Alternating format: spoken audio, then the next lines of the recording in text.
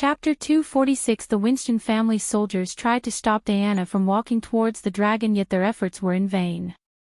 Ethan didn't stop her but followed her behind. Although the dragon's physique and innate ability would give the dragon an edge if they battled, he was confident enough in his strength to defeat the dragon if it tried to harm them. "Relax everyone, I know him." Diana waved off at the guards to lower their weapons. Taking a few more steps, she came closer to the point where Ethan could sense the heat radiating from the dragon's body. They both looked up. In Ethan's eyes, there was a mix of amazement and caution, while in Diana's eyes, there was nothing but kindness and warmth. She reached out as Nightmare gawked reluctantly for a moment before slowly lowering his head to graze her hand with his face. The soldiers were stunned to see Diana tame such a majestic, terrifying creature. "Good dragon." Diana gently stroked Nightmare's scaly head. Somehow her presence made him calm. "I guess you can go be on your way to the sect then." Realizing Nightmare and the woman know each other, the young man stepped aside from the paved road. Nightmare opened his eyes but kept his head in her hands. "Ghost is in seclusion, Lady Diana, I know. We're here to see sect leader Claire." Finally, Nightmare took his head back from her hands. He stared at the 4 carriages standing behind Diana as well as the core-strengthening man who Nightmare guessed Diana's husband for a few seconds. "This is my husband, Ethan Winston." "Ethan, meet Nightmare." "Pleasure to meet you, Lord Winston." "The pleasure is mine." Ethan was surprised by the dragon's behavior. Many would describe a dragon as ruthless, deadly, terrifying, and many other adjectives, but polite would not be one of those words. However, the dragon in front of him spoke in such a cultured manner. After being forced to sit in all the classes conducted by the elders, Nightmare shed some of the bad habits he picked from Gaia. For instance, giving respect to those who deserved it and conduct in a respectful manner. For a couple of weeks, the disciples were terrified to sit with a dragon or to see him, but after a while, they treated him like one of them. But it didn't mean they weren't afraid of them, they just accepted to live with him. "Follow me." Nightmare took as the force of his wing flap pushed back many guards and made the horses even more terrified. It took them a few minutes to calm the horses before starting to follow the dragon. "You conveniently forgot to mention he has a dragon, Diane." "Then I wouldn't have seen the look on your face," she giggled. Looking at his wife being happy after a rough couple of days, he was glad he decided to come here. The paved road made following the dragon much easier, even going up on the mountain never felt bumpy or difficult. Eventually, when they reached the flat land, they began to see more black uniformed disciples around the area. Some were playing in the snow, some sat under the trees, cultivating, some were carrying bags that looked heavy. Other than the disciples, it was the buildings and the construction sites that surprised Ethan the most. He could tell these buildings were built in dwarven architecture as the base and modified a little. Each building was surrounded by either a garden with a fountain. Instead of cutting down all the trees, they built the buildings without destroying the trees around them, which was the real beauty of the sect. Regardless of the winter, he could see the construction works going on at full speed. Many disciples, including female disciples, were helping however they could. For a sect that was declining until recently, they're turning the tides pretty fast. After an exhausting day, Michael finally laid under a tree to rest. He looked up at the sky through the small gaps in the canopy. The sky was filled with dark rain clouds. The thunderclaps indicated the arrival of a heavy downspout. Rain was the last thing he wanted in this god-forsaken rainforest. Others weren't so different from Michael, they too chose a tree to rest their bodies. A few meters away from them, broken money limbs, as well as monkey dead bodies, could be seen. This was the 3rd wave of the monkeys they fought even since they stepped into the forest. The undead monkeys were so weak and fragile as they were more of an annoyance than a threat except for people like Jonah. Surprisingly, Ross' daughter Maria was trained in the arts of the spear as she defended herself well instead of relying on her father. Keek! Keek! Aw shit, here we go again. Michael heaved a sigh of exhaustion. Even if those monkeys bit him, he wouldn't turn into an undead, but he had to put on a show so the team members suspect him of something. Especially Marcella, who was always keeping an eye on him for some reason. After he massacred the pirates single-handedly, she became wary of him. The only silver lining of killing these monkeys was their colors. Never before Michael had seen colorful monkeys such as violet, pink, bright red, and green monkeys. Only if they stink less, these monkeys smelled so bad that he wanted to cover his nose in the middle of the fight. Soon the little monkeys surrounded them for the fourth wave of attack. Michael looked up at the tree he was resting under to see at least 10 colorful monkeys staring at him. Their skin was slowly peeling off from their bodies, but that never seemed to slow down the monkeys. To make the fight less exhausting, he pretended the monkeys were cricket balls and his Doombringer was the bat. Every time a monkey took a leap at him, he would swing the Doombringer, sending the monkeys flying into the trees. His swings contained enough force as the monkeys exploded when they hit the trees. Keek! An undead monkey jumped at Michael from the tree above, screaming as loud as it could. Its skin from the face peeled away while it was in the mid-air, revealing the skeleton of its face. Sixer! He swung the Doombringer at the monkey. The moment it came into contact with the monkey, the little creature's skull cracked open as the brain matter splat all over his face. Fuck, gross. Michael spat in disgust. He never thought the little fucker was so fragile. Keek! Keek! Keek! The horrible death of their fellow friend not at all slowed them down from leaping at Michael. He continued to swing his Doombringer. Many swings ended up hitting the monkeys, but still, some of the monkeys managed to escape the swings. Michael quickly shook his body as he picked up a rock from the ground. He smashed the rock into the purple monkey while swinging the Doombringer in his other hand. The rock split open the monkey's head, killing it instantly. This time he closed his mouth so none of the disgusting bits would end up in his mouth. Just like in the Netherlands, the black goo oozed out of the dead monkey's body. Marcella was standing on a branch. The higher vantage point gave her a perfect spot for killing the monkeys on the ground, but when the monkeys swarmed the tree she was standing on, she began to have a hard time. Michael thought since she was using a crossbow, she would have a hard time fighting in close combat, but when he saw Marcella taking out a dagger and stabbing the monkeys in their head, he was proved otherwise. The way she fought showed him that she's a well-trained person in both long and close-range combat. Let's move! Ross shouted.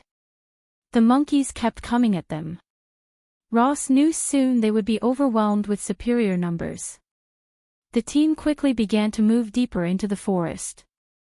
David, Logan, hold them! H shouted at Michael and Logan. Go go go! Michael and Logan quickly moved towards the team. The two of them fought side by side to keep the monkeys from following the rest of the team.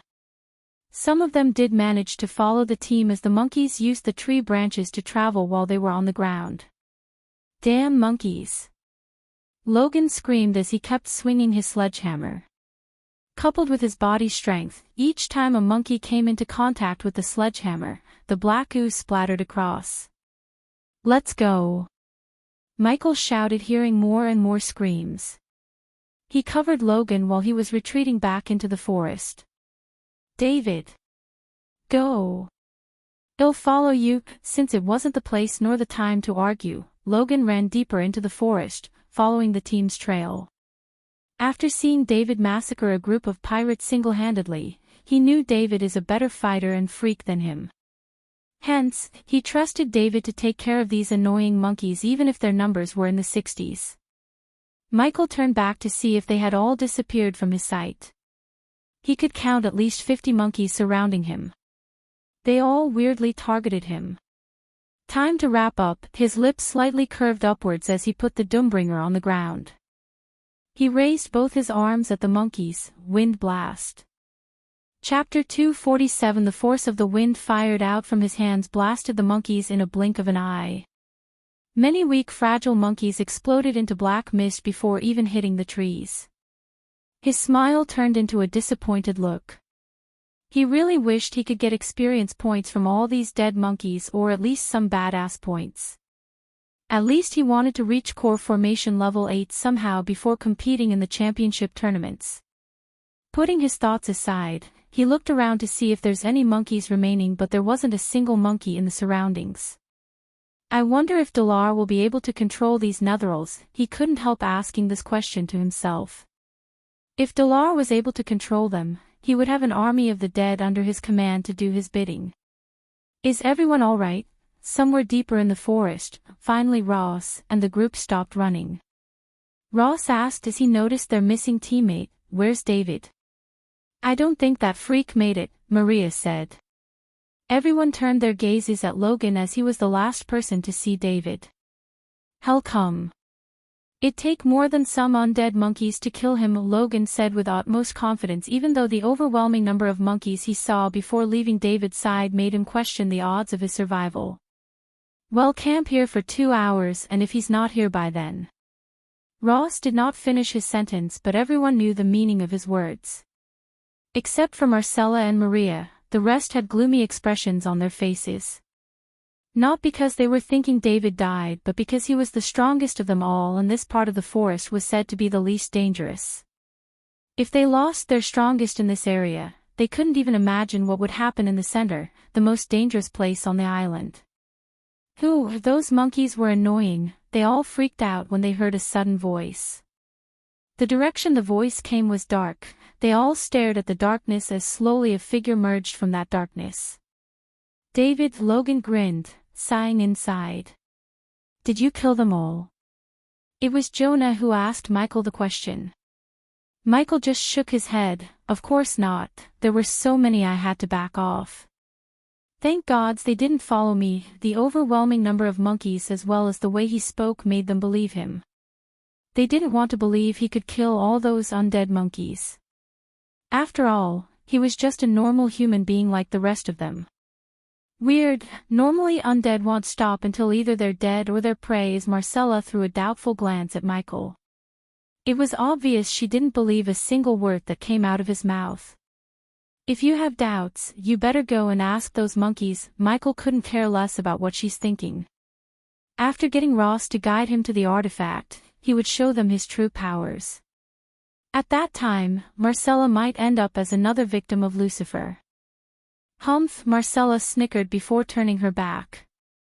Logan walked towards Michael while the others began to set up a temporary camp on the ground. After the long battle with the monkeys, they wanted to get some shut-eye, even if it's only for 2 hours. "I knew those monkeys can't stop you." "Yeah, you bet." The two of them fist bumped like best friends. "It's your turn to watch, big guy. I need some shut-eye if I'm gonna fight another undead." "Logan is already on the job, my friend," he said, placing his hand on the chest in a funny manner. While Logan was watching over them, Michael lied down under a gigantic tree with heart-shaped leaves. The roots created a hollow place on the ground that Michael used as the bed. The sky still looked menacing with all the dark clouds above them. If he was back in his Sunrise sect home, he would have loved the thunderclaps because he loved sleeping during the heavy rain. The warmth of his bed, the sound of rain droplets hitting the roof, the smell of the ground, he loved those things. However, at this moment, he wished it would not rain. The forest was bad as it is with all the leeches and undead. The last thing he wanted was heavy rain. "Hello, human, are you there?" Just as he was about to close his eyes, he heard Gaia's voice in his head. "Yep," he whispered. "I sent those pirates a rescue ship with our little spiders. Good. I want them to spread rumors about me as far as they can." "Where are you now?" "We are at the far north of the island. I can come to you if you need my help." Her voice sounded like she really wanted him to say yes. If she were to come to him, it would definitely complicate his plans. Therefore he couldn't say yes. However, he did have a task that she could help him with. "There's another team hunting for the same artifact as we are.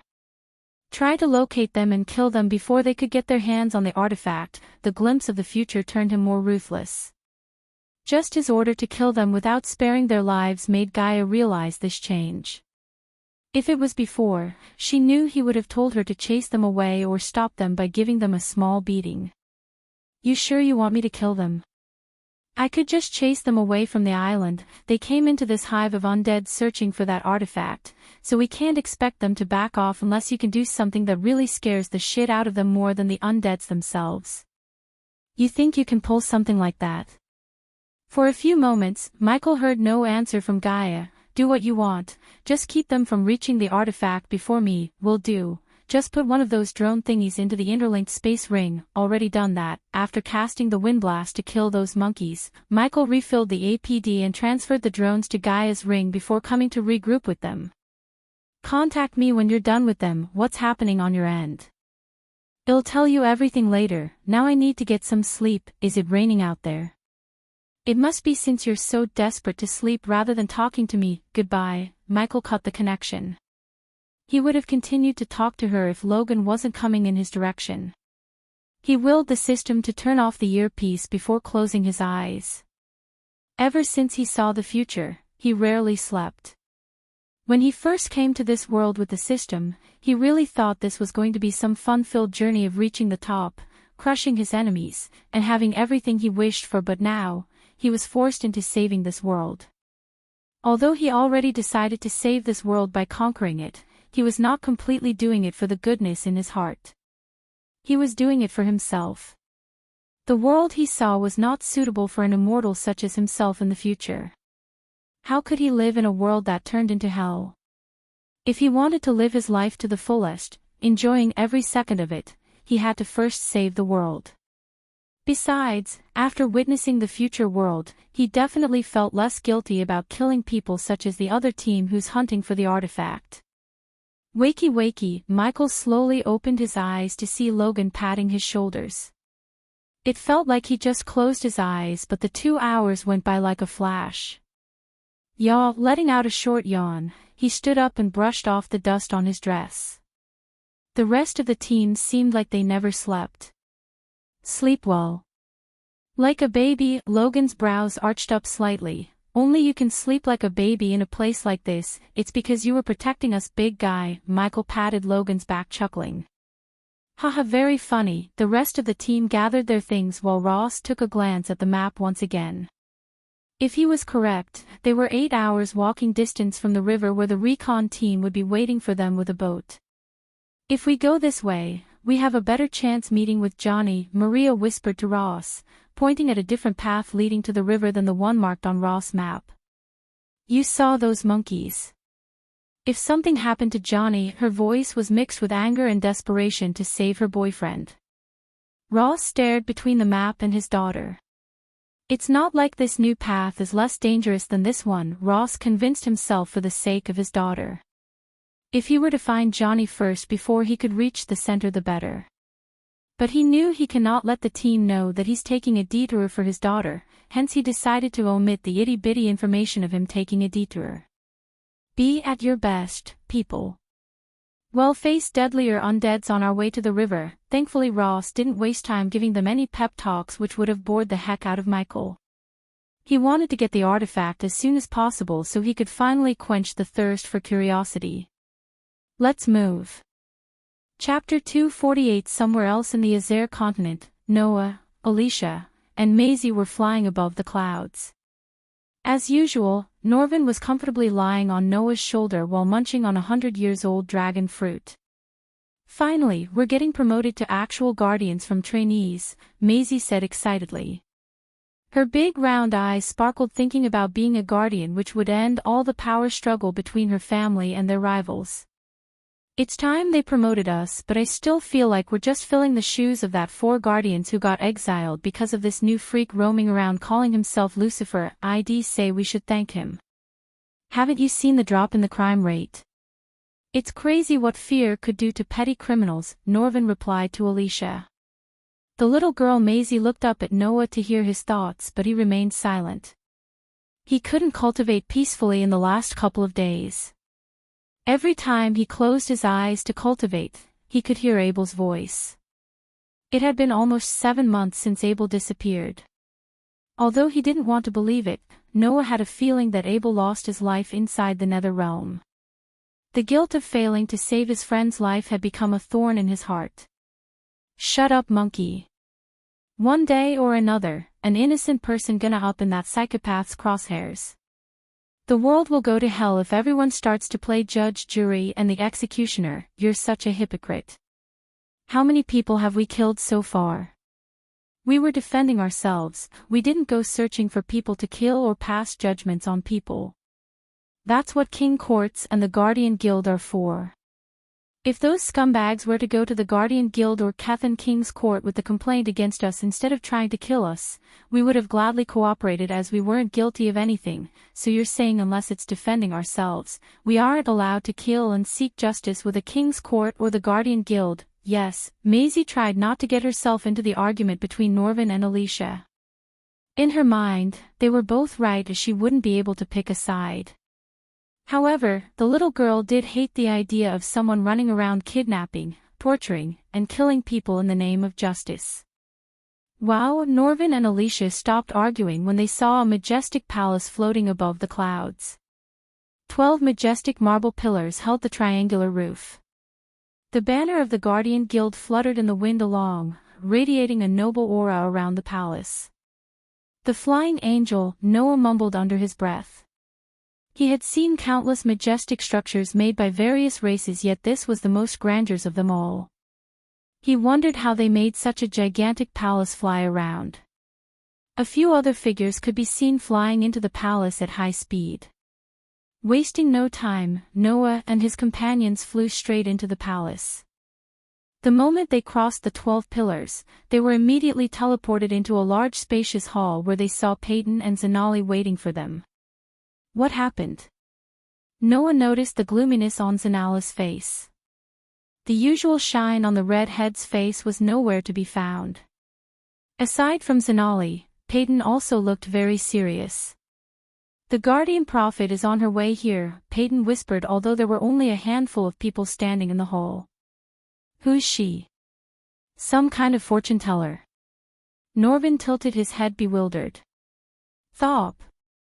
Ouch! Alicia slapped the back of Norvin's head. Shut your mouth, damn monkey, she's someone who's extremely important to the guild.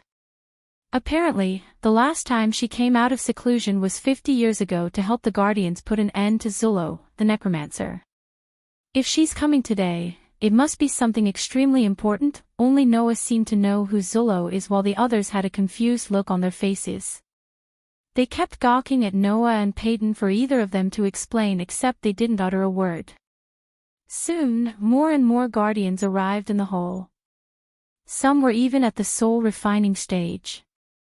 No matter how powerful one was, they all seated themselves on the ground, waiting for the Guardian Prophet to arrive. The Guardian Prophet has entered the flying angel. Suddenly a gentle voice echoed through the hall as the ground itself began to tremble. They all noticed the floor at the hall's very front rising to form a stage. Come on, Peyton gestured at them to follow her. They all followed Peyton to sit at the very first row in front of the stage. No one in the hall uttered a word, even a pin-dropping sound could be heard crystal clear. As they were waiting for the prophet, a heavy wind appeared in the hall out of nowhere.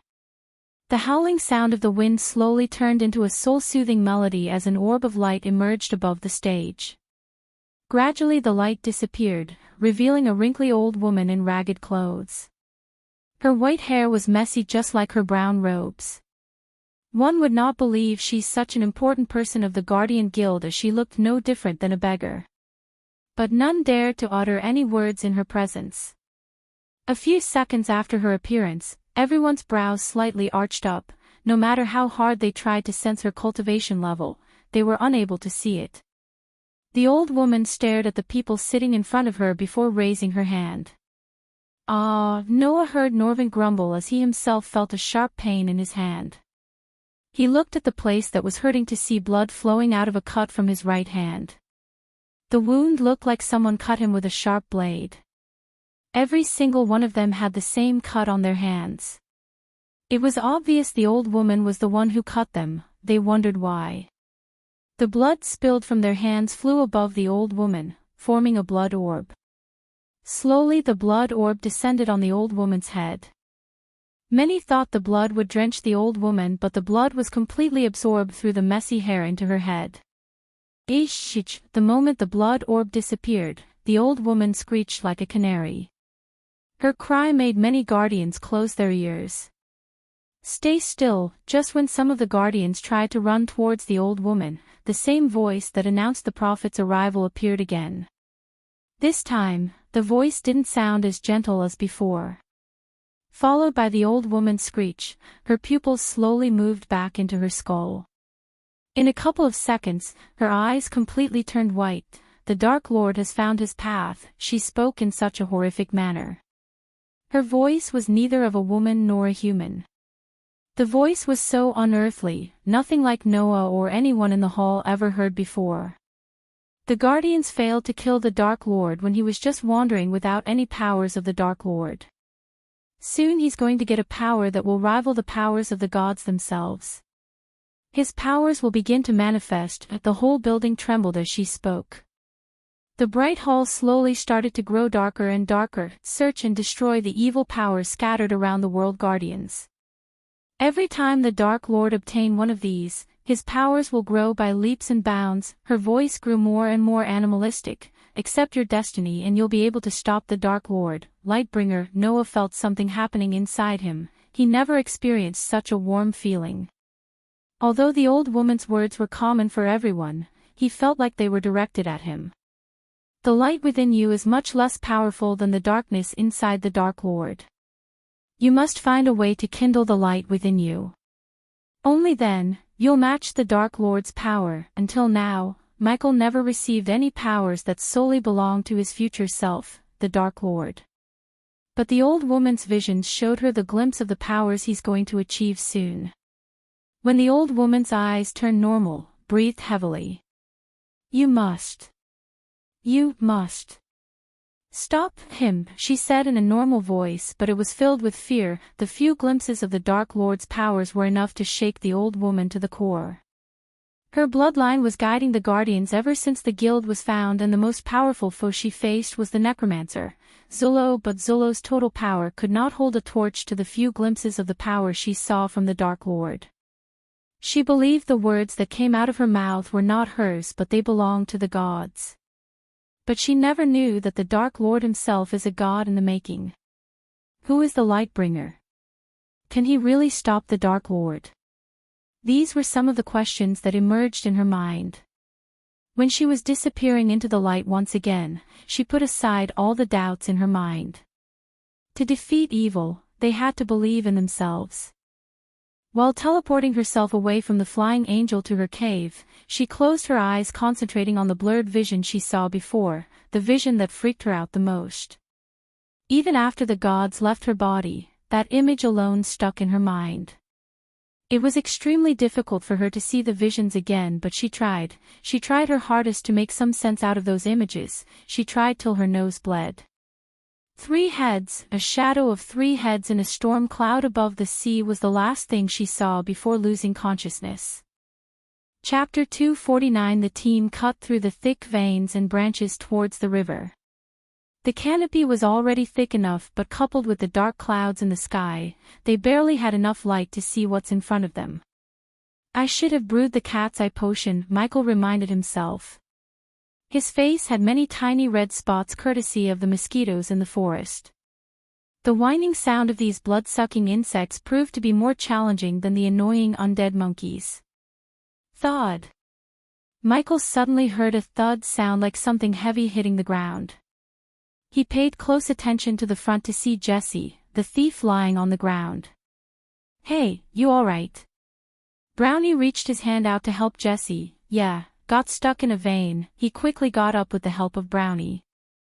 Stumbling and falling in a place like this was nothing out of the ordinary, therefore they continued to walk forward as nothing happened. Yet, Michael's brows creased. Weird. Logan, who was walking beside him, was busy slapping the mosquitoes to pay attention to Michael's look on his face. Critch. Stop. Michael's face muscles tightened as he ordered them to stop. Did you hear that? Critch. Formation, Ross whispered as the fighters in the group such as Michael, Logan, H, and Marcella surrounded the weak to protect them. They stood still instead of moving. Critch. This time they heard the sound of twigs breaking more clearly. Michael felt like he was inside the Predator movie. The forest in the movie was not nearly as thick as this one. Everyone looked at their surroundings. All they could see was vegetation, nothing more. Critch. Critch. It was clearly the sound of something big stepping on the twigs. Marcella slowly raised her crossbow higher in the direction of the sound. They prepared themselves for another battle. Michael could tell something is about to jump out from the darkness. Dum-dum-dum-dum, he played horror music inside his head for fun. Please be something big and less fast, the team would lose their mind if they heard Michael's wish. The Doombringer in his hand was not suitable to kill something that tiny and agile as the undead monkeys without using the lightning dash. If something emerged from the darkness big and slow, he would have an easier time killing it. Fuck, Marcella cursed as her eyes went wide in shock. The others swallowed, mouths full of saliva, looking at the creature standing on top of a branch. Finally, Michael turned his head and realized his wish had come true. The creature that was standing on the branch was an undead black panther. No one dared to close their noses despite the stench coming from the panther. The panther's skin wasn't coming off of its body as it was with the monkeys. It was evident that this panther has been turned into an undead recently or even a couple of hours ago. If it wasn't for the stench and the lack of pupils, they wouldn't have assumed the panther to be an undead. Unlike those monkeys, it didn't mindlessly leap at them to attack but jumped from branch to branch as it was studying their strengths and weaknesses. What's it doing? Logan whispered. Don't make any sudden movements, Ross whispered while holding his silver scimitar tightly. He also moved closer to Maria so he could protect her when the panther starts to attack them. Let's back away, slowly, H whispered before slowly taking one step at a time. Growling, the panther growled as their bodies went stiff, thud. Finally, the panther leaped down to the ground from the tree branch. Looking at the team, the panther bore its teeth menacingly. Come on kitty kitty, Michael raised his Doombringer as the panther scratched the ground with its paws. Growling. Suddenly the panther leaped at them. Its drool splattered across the ground, permeating even more stench. Due to the lack of pupils, they were unable to guess its target. It looked like it was targeting Michael, but just when he was about to attack, the panther changed its target to Logan. Michael swung his Doombringer but he missed it by an inch. The Doombringer brushed past the panther's head while it lunged at Logan. Fortunately, Logan had a quick reflex as he raised his sledgehammer to prevent the panther from taking a bit out of his neck. I don't have a clear shot, Marcella shouted, trying to get a good shot at the panther. Logan and the panther rolled on the ground. The panther was trying to bite him while Logan was trying to push away the big cat on him. Don't move, Michael yelled at Logan. He held the sledgehammer that stuck between the panther's jaw even tighter. Boom! This time, Michael didn't miss. His Doombringer's blunt head struck the panther's rib cage. The panther went flying away from Logan. It then hit a large tree before falling down. The tree the panther hit trembled due to the force. Whoosh! Whoosh! Whoosh! Marcella used the opportunity to shoot bolt after bolt at the panther. Although every single bolt hit the panther, none could penetrate the thick skull of the panther. Growling. The panther growled again. The Doombringer caved in the panther's rib cage. When it stood up, black fluid started to ooze out of the wound, yet it didn't slow down the panther's movements. With a forceful push to the ground, the panther leaped into the air. Everyone raised their weapons to defend themselves when they saw Michael also leaping higher into the air. Their jaws almost dropped to the ground in shock, even Ross' eyes went wide. What the fuck? Logan's eyes looked like they were about to pop out from the sockets. His mind couldn't figure out how David could jump so high with that heavy weapon in his hand. Ding! Congratulations to the host for successfully being a badass. The reward is 700 badass points, ding. Congratulations to the host for successfully being a badass. The reward is 1,000 badass points, boom. In the midair, Michael and the panther clashed. Michael swung the Doombringer with all his strength. The Doombringer struck the panther's back, but it wasn't without a cost. Before the attack could sink in, the panther headbutted Michael in the chest. Everything happened so quickly, the team only saw the panther hitting the ground after getting struck by Doombringer and Michael flying into a tree before hitting the ground. Shit! Logan wanted to help David, but in a blink of an eye, the panther stood up with its spine sticking out of its back. It lunged at them. Fortunately, it was not as fast as before because of the broken spine. The APD quickly injected a healing potion into Michael's bloodstream, healing the wounds as well as easing his pain. Even after he was completely healed, he didn't stand up to join the fight. If he did otherwise, they would definitely suspect him more, as a normal human being would not be able to stand up after taking such a blow. Jumping into the air was already pushing his luck, but the 4,000 badass points were worth the risk. While lying on the ground pretending to be injured, he stared at the fight happening a couple of meters away from him. The more he watched the fight, the more he realized the threat within the team. On the other side, Logan was swinging his sledgehammer while Marcella fired bolt after bolt at the panther. After seeing the endurance and the strength of its body, the others backed off from the fight, leaving Marcella and Logan to deal with the panther. If any of them tried to attack the panther with a sword, they knew they would be killed in a second. Experienced fighters such as H and Ross took an occasional slash at the panther. Their experience was evident to Michael. The two guys slashed at the muscles joints connecting limbs, further slowing down the panther. The more time went by, the worse the panther looked. Countless bolts sticking out of its body and the black fluid was oozing out of the wounds.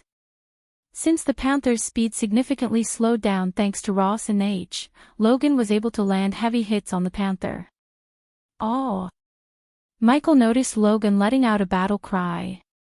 His muscles flexed out, each muscle had perfect definition, especially his biceps that were bigger than many people's thighs. Finally, something interesting, Michael mumbled. He fixed his eyes on Logan, who's fighting more and more violently. It seemed like he entered a berserker mode. Thud. Thud. Thud. Thud. The panther was getting pounded by Logan left and right. No matter how much black ooze spattered on his body, Logan did not slow down. He kept beating the black panther all over its body. Hit its head, idiot, Michael rolled his eyes. If Logan had landed those hits on the panther's head, its head would have split open by now, ending the fight.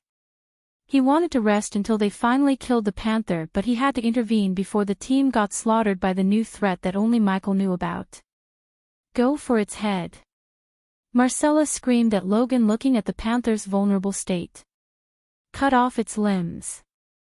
Ross shouted at H before dashing towards the panther. The two experienced fighters in the team worked together to cut its limbs. While Logan was going berserk on the panther, they slashed at its limbs as strong as they could. Growling, the panther growled when Ross and H cut off the four limbs. The two of them pushed their limit to move fast and cut off its limbs. Oh! Logan roared loudly before bringing down the sledgehammer onto the panther's head. The moment the sledgehammer collided with the panther's head, it cracked open the head like a coconut. The brain matter exploded into a black mist. Finally, the team was able to heave a sigh of relief looking at the panther stops moving. Chapter 250. Gradually Logan's flexed muscles went back into his body.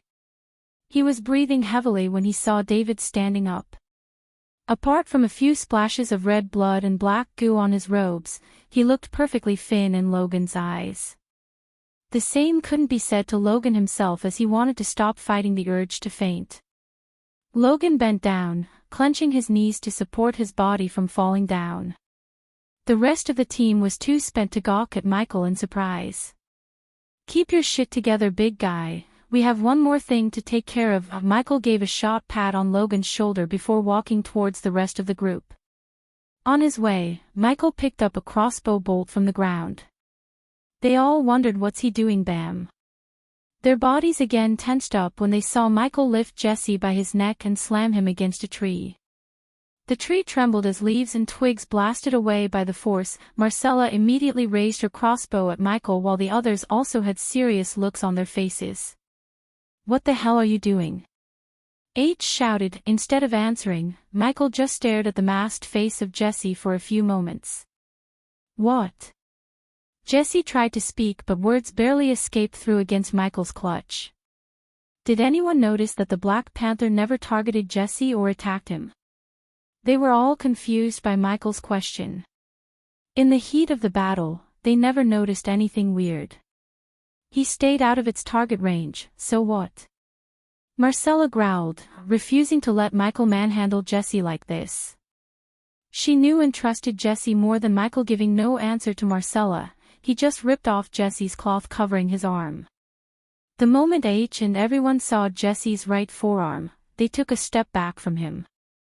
Marcella's eyes went wide as her body jerked in shock. Jesse's forearm had a 2-inch diameter circle bite mark. The area around the mark was riddled with yellow and blue veins. "It's a nothing," Jesse mumbled. He was already infected when the battle started. That was why the panther never targeted him. That was why he was stumbling on the way. The first thing that raised the suspicion on Jesse was when he stumbled down. If Jesse was here, it was obvious he's an expert thief. Otherwise, Ross or H wouldn't have hired him.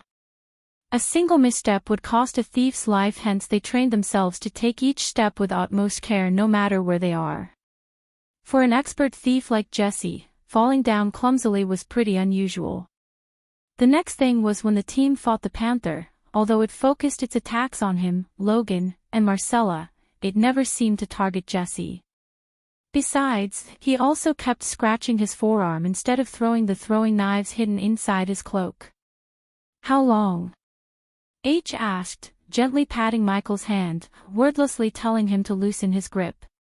Michael did loosen his grip but didn't let go. Grhh, only a menacing growl came out of Jesse's mouth. Jonah cautiously stepped towards Jesse, adjusting his glasses to examine the wound. "Judging by the color around the wound, I'd say 3 hours, that's approximately the time we faced the undead monkeys," said Brownie. Thinking weak undead such as the monkeys managed to bite Jesse, he just shook his head in disappointment. "If my guess is right, he will turn undead in 1 hour, he stuttered in fear. The reality of someone he knew will be undead in a matter of time freaked him out. "Whatever he's here for, we have to do it without him." Michael's face was calm. There was no shock or fear on his face despite holding a soon-to-be undead in his hand. He spoke looking at H and Ra since this was their operation and only they knew the real reason to bring a thief to this island. H just nodded, without stating the obvious. "Sorry dude, any last words?" "Grara, suit yourself, Polch." Michael stabbed the crossbow bolt he was holding in the other hand through right between Jesse's eyes, killing him quickly and painlessly. "Check yourselves, I'd hate for you to turn into an undead," H said, quickly hiding his concern from showing on his face. With the system on his side, Michael couldn't care less about losing a thief. It was indeed a pity for the team to lose one, but at the end of the day, it was expected. "You cannot leave him like that," Maria protested against leaving Jesse's body. "We don't have time to give him a proper burial," Ross sighed, but the others showed no concern for Jesse's body. After all, Jesse died and it was just the mortal shell. It's the least we can do for him. Undead or not, he was a human being. "Let's move." H ignored the protest of this naive young girl. Michael followed H behind. Although he trusted Gaia to find and stop the other team from reaching the center, he still didn't want to waste any time doing chores for this stupid girl. "If you don't, I will." The girl stomped the ground. She looked extremely stubborn as she began to walk towards Jesse's body. The team stared at Ross while H clenched his teeth in frustration. Not only H, but Michael also looked pissed. Unlike the rest of them, he needed to find the artifact the most. It was his real mission, not escorting them safely. Ever since they started the mission, Maria had been nothing but trouble. If she wasn't Ross' daughter, they would have personally kicked her off the ship. It's not a good idea to stay here any longer. The corpses might attract predators or even undeads. Jonah, the expert on undeads, warned them. He was already gawking around to see if there's any more undead creatures approaching them. Ross H. looked at Ross to knock some sense into his daughter. Maria, we're leaving. Ross tried to stop her, but she just swatted his hand before he could stop her. I said I will give him a proper burial he deserves. You kidding me? We have to go before anyone else ends up like him. Finally Marcella said something that Michael approved of. This is not the time for stubbornness, Maria. Ross spoke in a grave voice. This is exactly the right time. How could you leave him like this, like he was some kind of animal? Would you leave if it was me? After this, the father and daughter began to argue. Michael was already annoyed at these two for delaying the mission. He paid no attention to the argument. All his attention was on his surroundings, but he could hear the argument heating up. While everyone's focus was on the father-daughter duo, he slipped behind a tree for cover. Fly, my little bird. He gently tossed the palm-sized drone into the air. The white drone transformed its surface into an army camouflage to blend with the forest. However, before the drone could fly deeper into the forest, he controlled it to fly around them, making a rustling noise. Something's coming. Michael quickly stepped out from the darkness of the tree. H shouted at the team as he had nothing to do with the noise. Zzz. The noise immediately stopped the arguing. We're moving. This time everyone followed H, leaving Ross and Maria behind. They didn't think Ross would be dumb enough to stick around, burying Jesse. Digging a grave for Jesse at this moment was equal to digging 2 more graves for him and his daughter.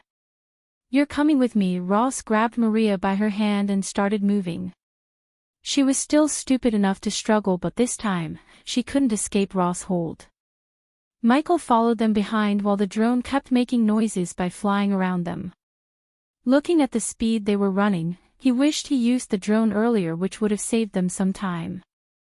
They continued to run as fast as they could.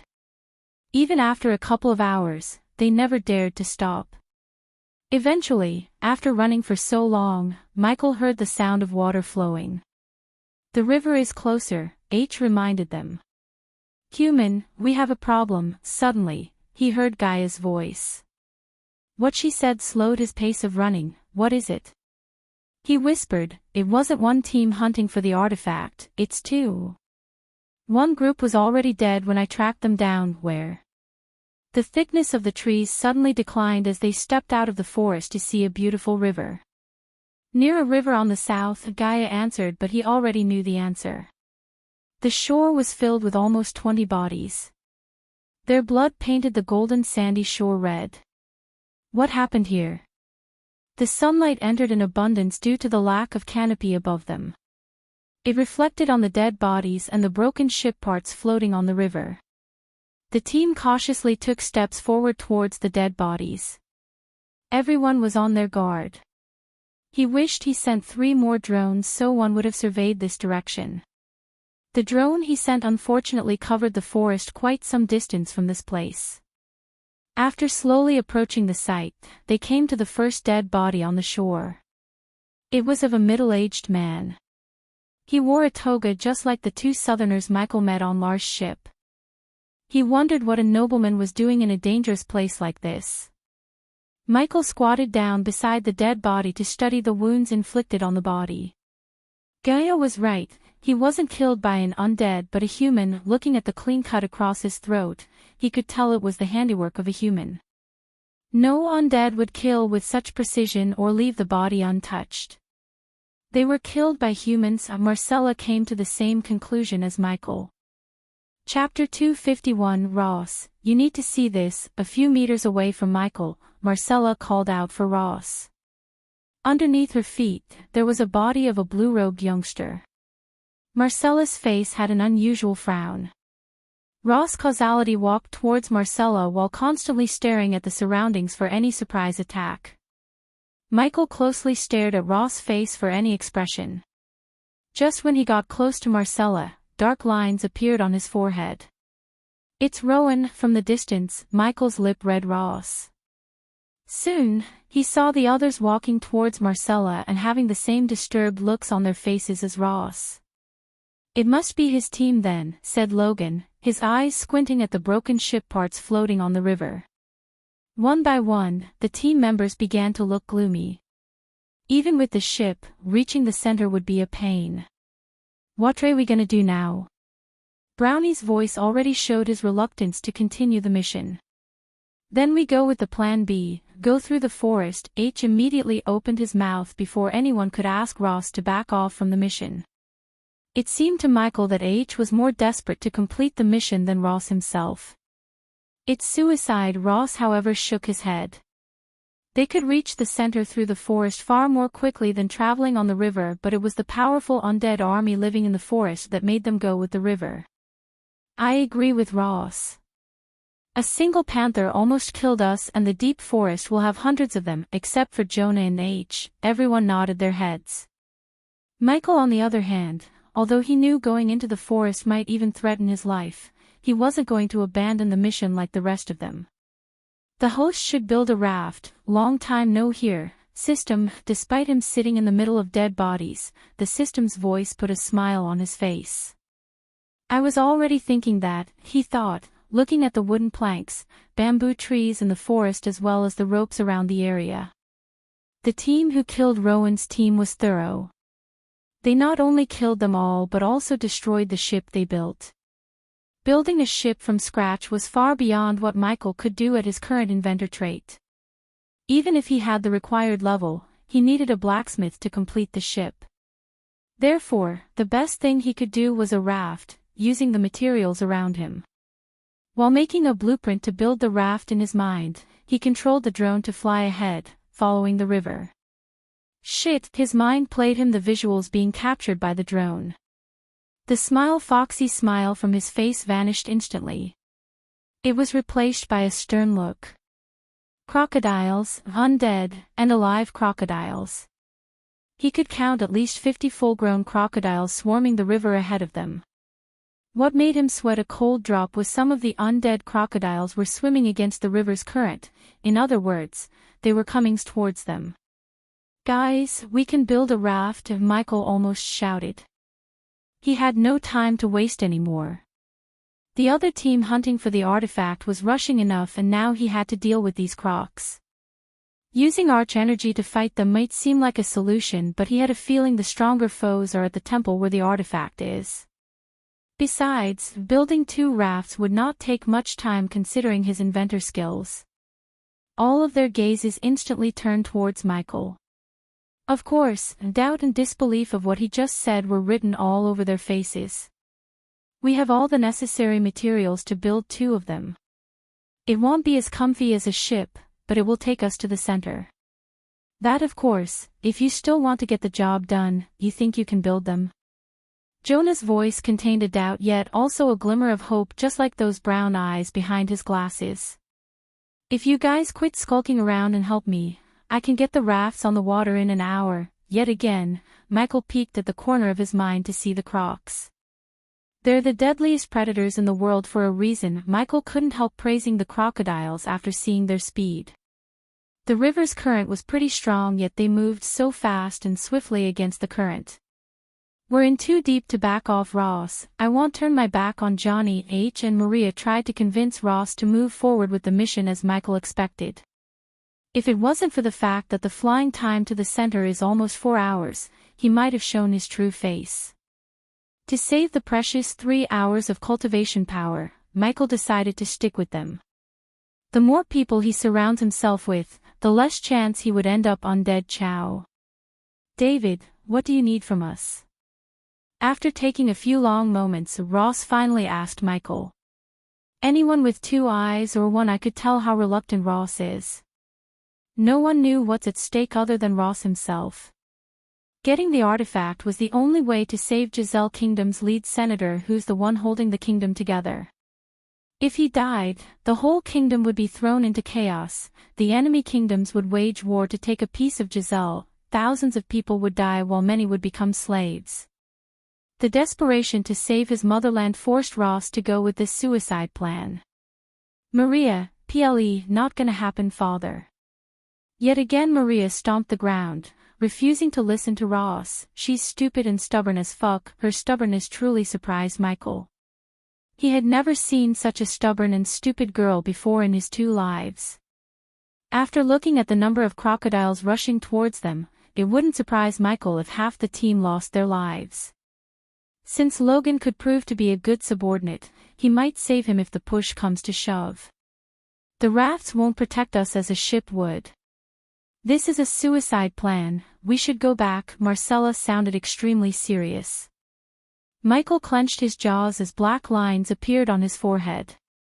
Go back and get nothing, or follow me and get thrice the payment you've agreed. The moment H uttered these words, many in the team let out a surprising burst of chuckle. Their frowny faces showed a slight smile, a greedy smile except for Marcella. Even Marcella rubbed her chin, thinking about the coins. Logan's reaction was obvious as his eyes sparkled.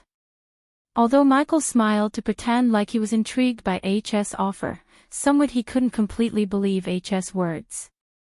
You sly fox, you don't believe everyone will survive, Michael snickered inside. He didn't loathe or get mad at H though. It was a logical move considering the risk of moving forward. If most of them died, H wouldn't have to pay them. What made Michael wonder was whether H would double-cross the survivors or not. I don't know about you guys, but the payday is worth the risk. Following H. Logan was the first to step towards Michael to help. While Ross was trying to convince Maria to back off, the others agreed with H one by one. What you need me to do? Logan asked. Give me as many bamboos as you can. Logan picked up a scimitar from one of the dead bodies before going into the forest. What about us? Brownie asked while Marcella and Jonah stood behind him. H was discussing something with Ross. Maria surprised Michael by digging graves for the dead bodies. Get the wooden planks floating on the river. Do it fast, who knows what lingers around this forest.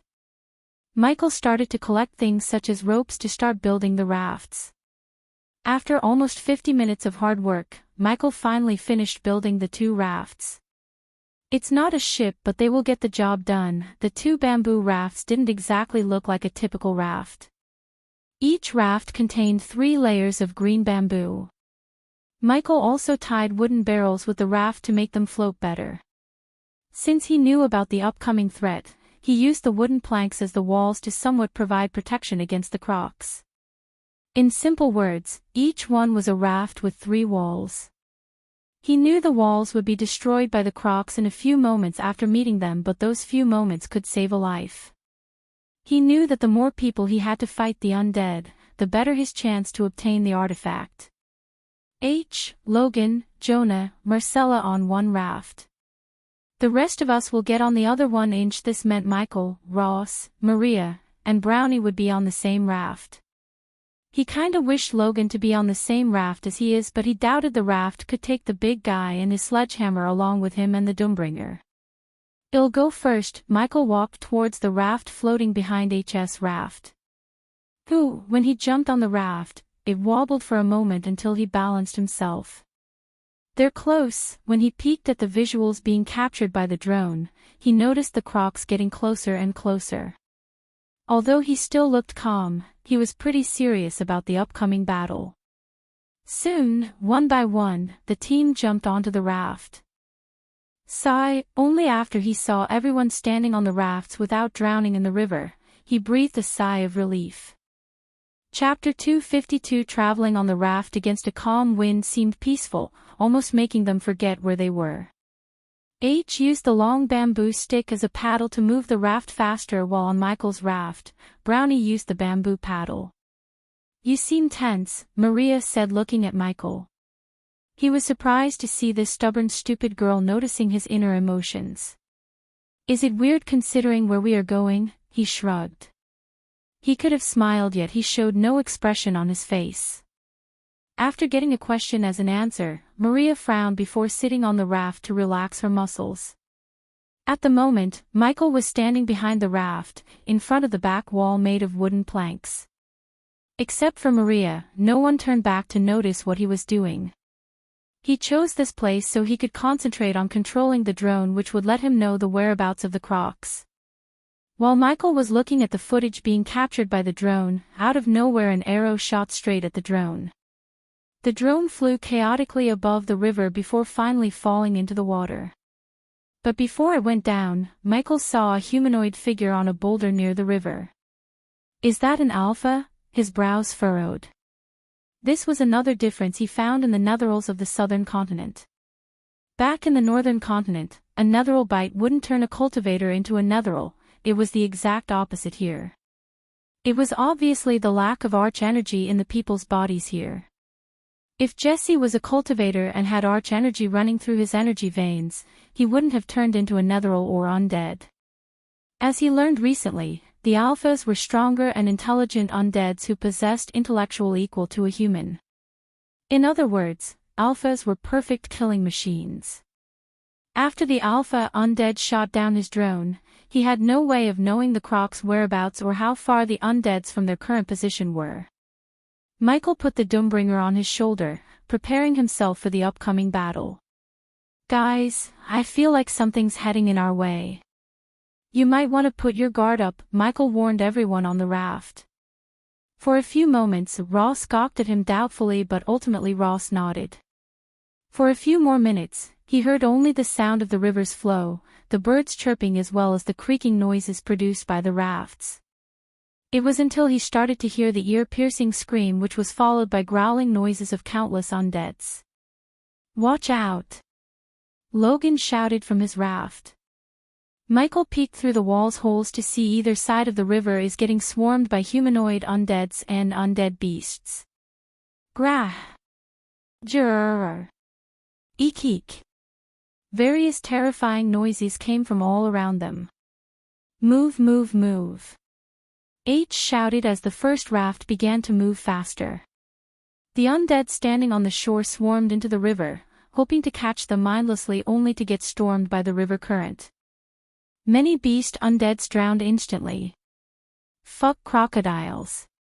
Yet again Logan warned them with a shout, but Michael and everyone on his raft could see the army of crocodiles swimming towards them with their jaws wide open. There's no way the host could get past those crocs without using your cultivation powers. Even the system couldn't stay silent looking at the crocs swarming the river ahead of them. He could use wind blast to blast the crocs away. Given the current situation, it seemed to be the only logical move. It would be nearly impossible for these rafts to go through the crocs. Probably while they were stuck with the crocs, the alpha might pick them off one by one with his bow. Whoosh! Brownie! Just when he was thinking about the alpha, an arrow went straight through Brownie's head. The blood spattered on Ross' face, who was standing relatively close to Brownie. Michael saw Brownie's lifeless body falling into the river. The arrow that killed Brown was extremely fast. In a blink of an eye, it took Brownie's life. Brownie didn't even see the arrow that took his life. He was completely clueless. "Get down!"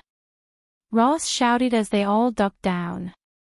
Through the hole in the wall, Michael noticed a 6-foot humanoid figure standing on a boulder with a bow in his hand. There was no skin below his neck, while half of the skin had fallen off of his face. The messy patches of gray hair fluttered in the wind behind the figure. His horrifying figure sent a chill running through everyone's spines. "An alpha undead!" he heard Marcellus shout. Without Brownie paddling, the raft started to propel violently. "Hang on!" Ross cautiously crawled towards the paddle. Fortunately, Marcella was able to fire a couple of bolts. Her bolts made the alpha undead retrieve from the boulder to seek cover. However, none couldn't breathe a sigh of relief. The crocs were still coming on their way. Fuck it! Realizing there was no way of getting through them without the help of arch energy, Michael stood up to wind blast the crocs. "Need some help?" Suddenly he heard the sweet melodious voice of Gaia in his ear. He had no idea what she's doing here without tracking down the other team. Still, he was glad that she's here to help them. It was still too early to reveal the fact that he could use arch energy. Oh my god. Watch out. What is that? Everyone began to shout crazily, staring at the sky. He looked up at the sky to see a huge boulder flying towards the crocodiles. Boom! The boulder hit the crocs with tremendous force, crushing many crocs while the shock wave blasted the remaining crocs away. Looking at the shock wave coming in their direction, Logan paddled the rift to avoid hitting the boulder while Ross shouted at them to hold on to something. Hold on to something. Fortunately, both the rafts had sidewalls to prevent them from falling into the wall. Still, when Maria was thrown into the wall, the crash sent the wall flying away. Logan's raft wasn't in a good shape either. Since Logan's raft was the first to receive the shockwave's wrath, they lost all the walls. Without giving a thought to what just happened, both Logan and Ross paddled the raft away from the boulder in the river a couple of yards before them. Whoosh! Whoosh! Whoosh! The alpha undead rained down arrows while keeping up with their rafts. He was like an Olympic gold medalist runner on drugs merged with an Olympic archer. Despite the raft's speed, he was able to keep up with them. The remaining side wall was able to prevent the majority of the arrows from hitting Michael's raft, but the same couldn't be said to Logan's raft, which had no walls to protect them. If it wasn't for Marcella firing back to mess with the alpha's accuracy, they would have surely lost another teammate, most probably Logan, since he was literally a huge target. Stop the alpha, Michael said to Gaia through the earpiece before the alpha could get lucky and kill one of them. Even Michael remained behind the wall because of the alpha undead's precision. He headshot Brownie, who was on a moving raft. Piece of cake, as usual, she sounded confident. He was glad she's here. Otherwise, he would have been forced to reveal his secret. Until he could see the artifact, he didn't want the others to know that he can use arch energy. Besides, he wanted to see what H or Ross planned to do when they finally reached the artifact. It was possible that either of them still holds an ace up their sleeves. Right at the moment, the alpha knocked up an arrow to fire, but before he could do that, another arrow came from the forest behind him. Michael saw the alpha turning his head, sensing Gaia's presence, but it was too late as the arrow went straight through the alpha's head. Just like Michael, everyone else, the others who saw the scene, were bewildered. First, a boulder came out of nowhere, and now the alpha was killed by someone. The sudden change of events confused them. Who killed it? Someone's in the forest. Ross came to the correct conclusion, yet he had no idea who was in the forest helping them. Plus, no matter how hard he thought, he couldn't find an answer to the question, how or what could have thrown the boulder with such force. Everyone except Michael was thinking the same thing. Even the alpha's death couldn't stop the dumb netherals from rushing into the river. Unlike the alpha, they had no brain function whatsoever, hence they ended up either drowning immediately or flooded by the river. They were not a threat, not at all. If they had the ship built by Rowan's team, or it wasn't for the alpha and the crocodiles, this journey would have been a peaceful one and Brownie would have been still alive. He was a valuable team member as well as a great fighter. They needed all the fighters they could. Now they only had Logan, H, Ross, Michael, and Marcella to face an army of undeads guarding the temple. There are still some alphas heading your way, let me take care of them, Gaia said. Chapter 253. The rest of the journey was peaceful thanks to Gaia killing the alphas before they could attack the rafts. Judging by the frown on Ross' face, Michael could tell that doubts are rising in Ross' heart. How long? Michael asked Ross. He held the paddle bamboo in one hand and the map in the other. For a few moments, he just studied the surroundings. If everything goes smooth, we'll reach the center in 3 hours. As far as he remembered, the river was running through the island center, which meant they could reach the artifact sooner than later. The sooner he gets the artifact, the sooner he could return to dominate the southern continent as well as meet his new demon subordinate. Are you hearing that? Maria asked after everyone started to hear a faint humming noise. It was very faint, yet one could hear it if focused enough. Gradually HS raft moved towards the shore as Ross paddled the raft to follow them to the shore. It's good to be on the land, Logan let out a heavy sigh of relief. Even Michael felt relieved to step out of the raft. Follow my lead. Ross took the lead into the dark forest. The forest looked ancient with giant trees and lush vegetation on the ground. Apart from the faint humming noise, only the croaking of the frogs, the gurgling croak of ravens as well as trees rustling could be heard. The air reeks. Logan twitched his nose. He was right, the air did reek of rotten flesh. Keep your guards up. It was not like they dropped their guards, yet they focused more on the surroundings after hearing Ross. Every single one of them took the next step with utmost caution. Even H, who seemed to be in the rush to get the artifact, walked slower. The lush forest made following Ross difficult. In the distance, they could hear the thunderclaps. Pushing the foliage away, Michael and Logan followed the team behind. Without uttering a single word, they kept walking. They kept walking as the faint humming noise began to sound louder and louder. Michael used his environmental scanning senses to scan for any undeads, yet he found nothing. It was surprisingly unusual. Although there were no undeads nearby, he couldn't shake the eerie feeling. Except for the humming noise, there was no sound, not even a chirp of a bird. After an hour of walking, the thick forest seemed to decline. They could see the light coming through the forest a few hundred meters ahead of them. Getting closer, Michael's instincts told him that the artifact is nearby. He could vaguely feel a tremendous amount of energy coming from ahead of him. When they finally stepped out of the thick forest, they were welcomed by a huge surprise. Holy fuck! Logan's jaws dropped, just like the rest of them. What they saw was a pyramid, a miniature-sized pyramid surrounded by an army of undeads in trees. It was at least 50 feet tall and 30 feet wide. Instead of sandstones, this pyramid was built using a grayish stone that gave the pyramid a dark look. What is this place? Logan asked as his eyes widened in shock. The question should be, how do we reach the inside? Still, HS' focus was on the artifact, not on the pyramid. He had the least surprised look on his face. Even Michael was stunned by this wonder, but not H. The system is sensing strong first energy fluctuations. First energy. Do you think I can use it through Energy Devourer?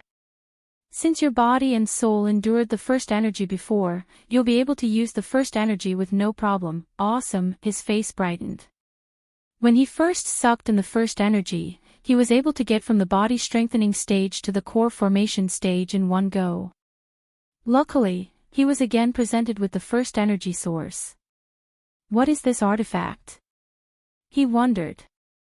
The artifact never ceased to amaze him. Look over there, Jonah pointed at the other side of the pyramid as they vaguely saw a rope bridge connecting to the pyramid's top from the cliff on the other side. If they walked carefully through the edge, they could reach the other side without alerting the undeads. Hey, is it me or do these undeads look weird? Logan looked down on the undeads from the cliff. They are hibernating, Jonah said, lifting his glasses up. Michael heard about this phenomenon from Dalar. It was like when the Netherals had nothing to attack in the vicinity, they would enter into a state that could be compared to human sleeping. Until they could sense prey, they would remain in this state. Hibernating. What does that mean? Logan scratched the back of his head. You can think of it as an undead version of sleeping. H quickly interfered before Jonah could start a lecture about undeads. Carefully looking at the undeads beneath them, they began to move towards the other side. The rope bridge looked ancient, missing many wooden steps, yet it was their best hope to reach the pyramid. Human, have you reached the rope bridge yet? Yet again he heard Gaia's voice. It'll cover your backs. Michael let Logan and the team go first so he could talk to Gaia without them noticing. They didn't suspect him much as they had bigger things to worry about. While they were moving forward, he slowed down, putting some distance from them. Not yet, where are you? Keeping the other team from reaching the rope bridge. Since you've seen the army of undeads down there, You know what would happen if they smell blood in the air or any screams. Good call, we should not wake them up as long as we could, he whispered. How are you slowing them down? I may or may not have put some bloody flux into their meals, her voice contained a sliver of devilishness. So you keep a bloody flux potion with you, huh? Of course I do, and you better watch yourself, human, she chuckled before cutting the connection. The bloody flux was a potion that would cause diarrhea. The fact she had a bloody flux potion with her didn't surprise Michael very much. Anyways, he was glad that her potion was able to slow down the other team. If they were affected by the bloody flux potion, he knew their combat skills would hit low, and even if they did try to fight them, which was very unlikely considering the hibernating undeads, Michael's team would have an easy time dealing with them. While they were walking on the edge, every single one of them did their best not to kick any pebbles down at the undeads. It was evident that if they woke one undead up, the whole army would wake up. It took them half an hour to reach the cliff on the other side. Except for Michael, none of them knew that the other team was hiding in the forest behind them. They are coming, Michael sensed the other team moving towards them with the help of the environmental scanning. Their movements were slow, probably due to the bloody flux. In a few minutes, Michael's team heard a voice coming from the forest. They quickly unsheathed their weapons. Stop, one by one, the other team members walked out from the forest's darkness. They wore gray hooded robes covering every part of their body, even their eyes were covered by a black transparent cloth. However, the one who walked out from the forest last didn't wear similar clothes. He just wore black armor protecting his torso and brown leather breeches with black boots. His short golden hair was messy and his face was pale. Johnny, the moment Maria saw the young man, she almost shouted. Everyone's eyes widened in shock. Maria leaped at the young man, embracing him like there's no tomorrow. Maria, the young man hugged her back. I found you. Maria buried her head into his chest, ignoring her father's gaze. Michael noticed the black lines appearing on Ross' forehead. Johnny lifted her face slowly. Just when he was about to lock his lips with hers, Ross opened his mouth. What are you doing here? I could ask the same. Johnny sounded like he was too weak to speak. They all noticed this, but only Michael knew the reason. He also felt pity for these guys because it would have been damn hard for them to disrobe to let whatever inside them out. Did you kill them? Ross asked. His voice may not have shown the killing intent, but his eyes did. Kill who? Father, Maria tried to, but and yet Ross' gaze was fixed on Mariah's boyfriend. Johnny creased his brows, looking confused. We didn't kill anyone, Johnny shook his head. It was them who killed Rowan's team, yet Johnny said otherwise. Michael knew either Johnny's lying, which was probably the case, or the cloaked figures killed them without Johnny's knowledge. It's obvious you reached this place before us, but what are you still doing here without going into the temple? H asked. A hint of anger and embarrassment emerged in Johnny's eyes. We encountered a setback, that's all you need to know. Now, are you going to keep interrogating me or work together to enter the temple? H stared at Johnny for a few moments before nodding at the team to lower their weapons. I have my eyes on you, kid, H said in a serious tone. Johnny did not react, but Maria gave H a death glare which H just ignored. After this temporary truce, all of their focus turned towards the rope bridge in front of them. Michael could feel the intense energy coming from the pyramid. Finally, this is coming an end. Chapter 254. H and Ross nodded at Johnny, wordlessly agreeing with him to stroll over the bridge without wasting any time. Michael walked over to the bridge to see the rope bridge's integrity. The bridge looked ancient, in which the deck of the bridge lied on two parallel load-bearing ropes that were anchored at either end. They had no towers or piers. Some of the wooden planks were missing, while some looked rotten due to old age. If this was any other day, no one in the team would have agreed to walk this bridge, yet in this situation, they had to take the risk. Michael stood aside, deciding to let the others use the bridge first. He noticed Johnny giving a pat to his tummy before taking the steps towards the bridge. Follow me, Johnny ordered his men to follow him. Although Johnny didn't seem like a leader figure in Michael's eyes, the cloaked figures did follow him behind only to get stopped by H. Stop, what now? Johnny turned with his brows creased. Coupled with the bloody flux's effects, H's constant interference annoyed Johnny. I'm not stupid to let your guys use the bridge first. Well, use the bridge one by one. Ross, you go next. After seeing the stern look on H's face, Johnny realized there's no point in arguing. Therefore, he just took his first step on the bridge. His first step caused the bridge to shake. Johnny quickly grabbed the two ropes on either side to balance himself as well as stop the bridge from shaking. One slow step at a time, Johnny moved forward. Even the thunderclaps from the distance were able to slightly shake this ancient rope bridge. Since his stomach was hurt by the bloody flux, he kinda limped towards the pyramid. The rope bridge may have anchored at two ends, but the wooden planks were only laid until the pyramid's top. After the pyramid, there were no wooden planks, just ropes. The bridge was either built on a rush or by an amateur, everyone thought. HGGG. When Johnny reached the pyramid's top, a bright light appeared, producing a weird sound. The light soon enveloped Johnny. In a blink of an eye, Johnny disappeared from the bridge. When Johnny disappeared, one would expect Maria to panic, but the one who panicked was none other than Michael himself. "I'll go next." Michael was already standing near the bridge. Hence, before Ross could make a move, he stepped on the bridge. He was supposed to go last, except they saw him cut in the line. Not only Ross but every single one of them was shocked. Yet they were unable to shout or do anything to stop him. "Careful!" Logan almost shouted when he saw the bridge violently shake. The bridge looked like it could barely take on a walking passenger, but David was running on the ancient bridge. They were afraid of him collapsing the bridge or worse, waking up the undead army below them. Michael completely ignored their fears. Kachak! The same blue light that enveloped Johnny appeared again to envelop Michael. The brightness made him close his eyes for a moment. The next moment, he felt light as a warmth feeling overwhelmed him. When he opened his eyes, he was standing in an empty hall. The walls and floor were made of some kind of dark navy blue stone.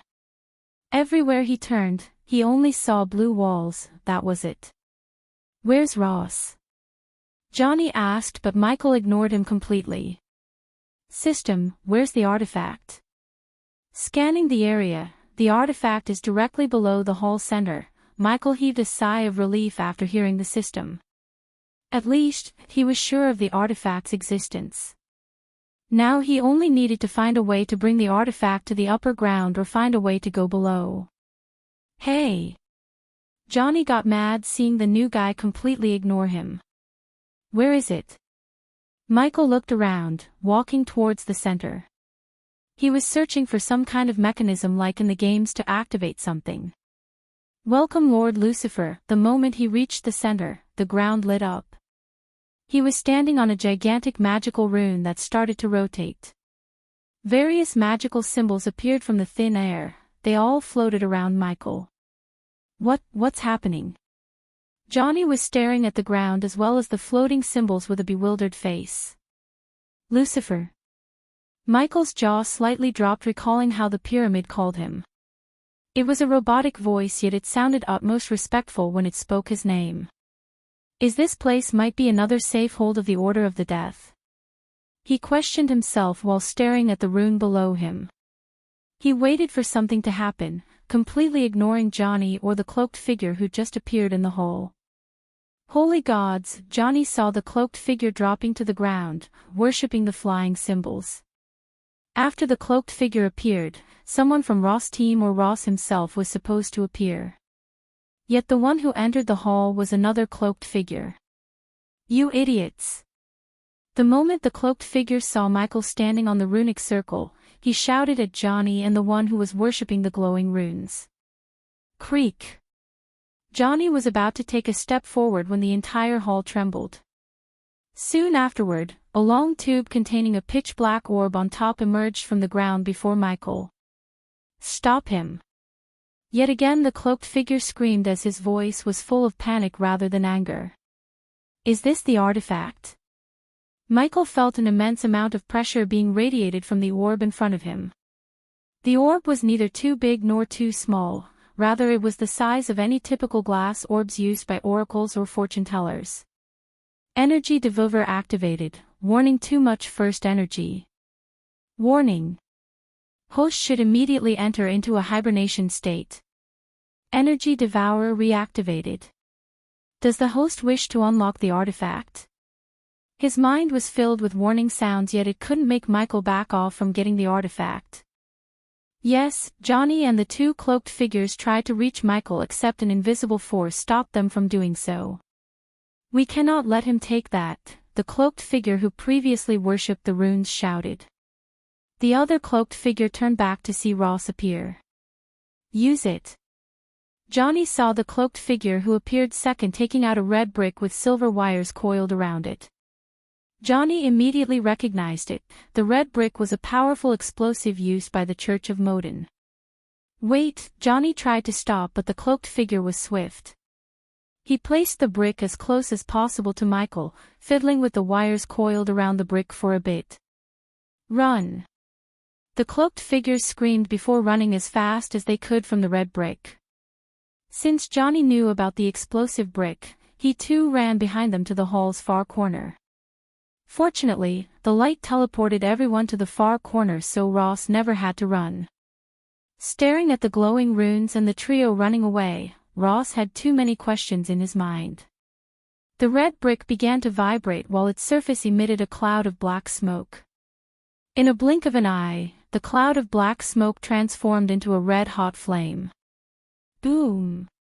The red brick exploded with an immense amount of force.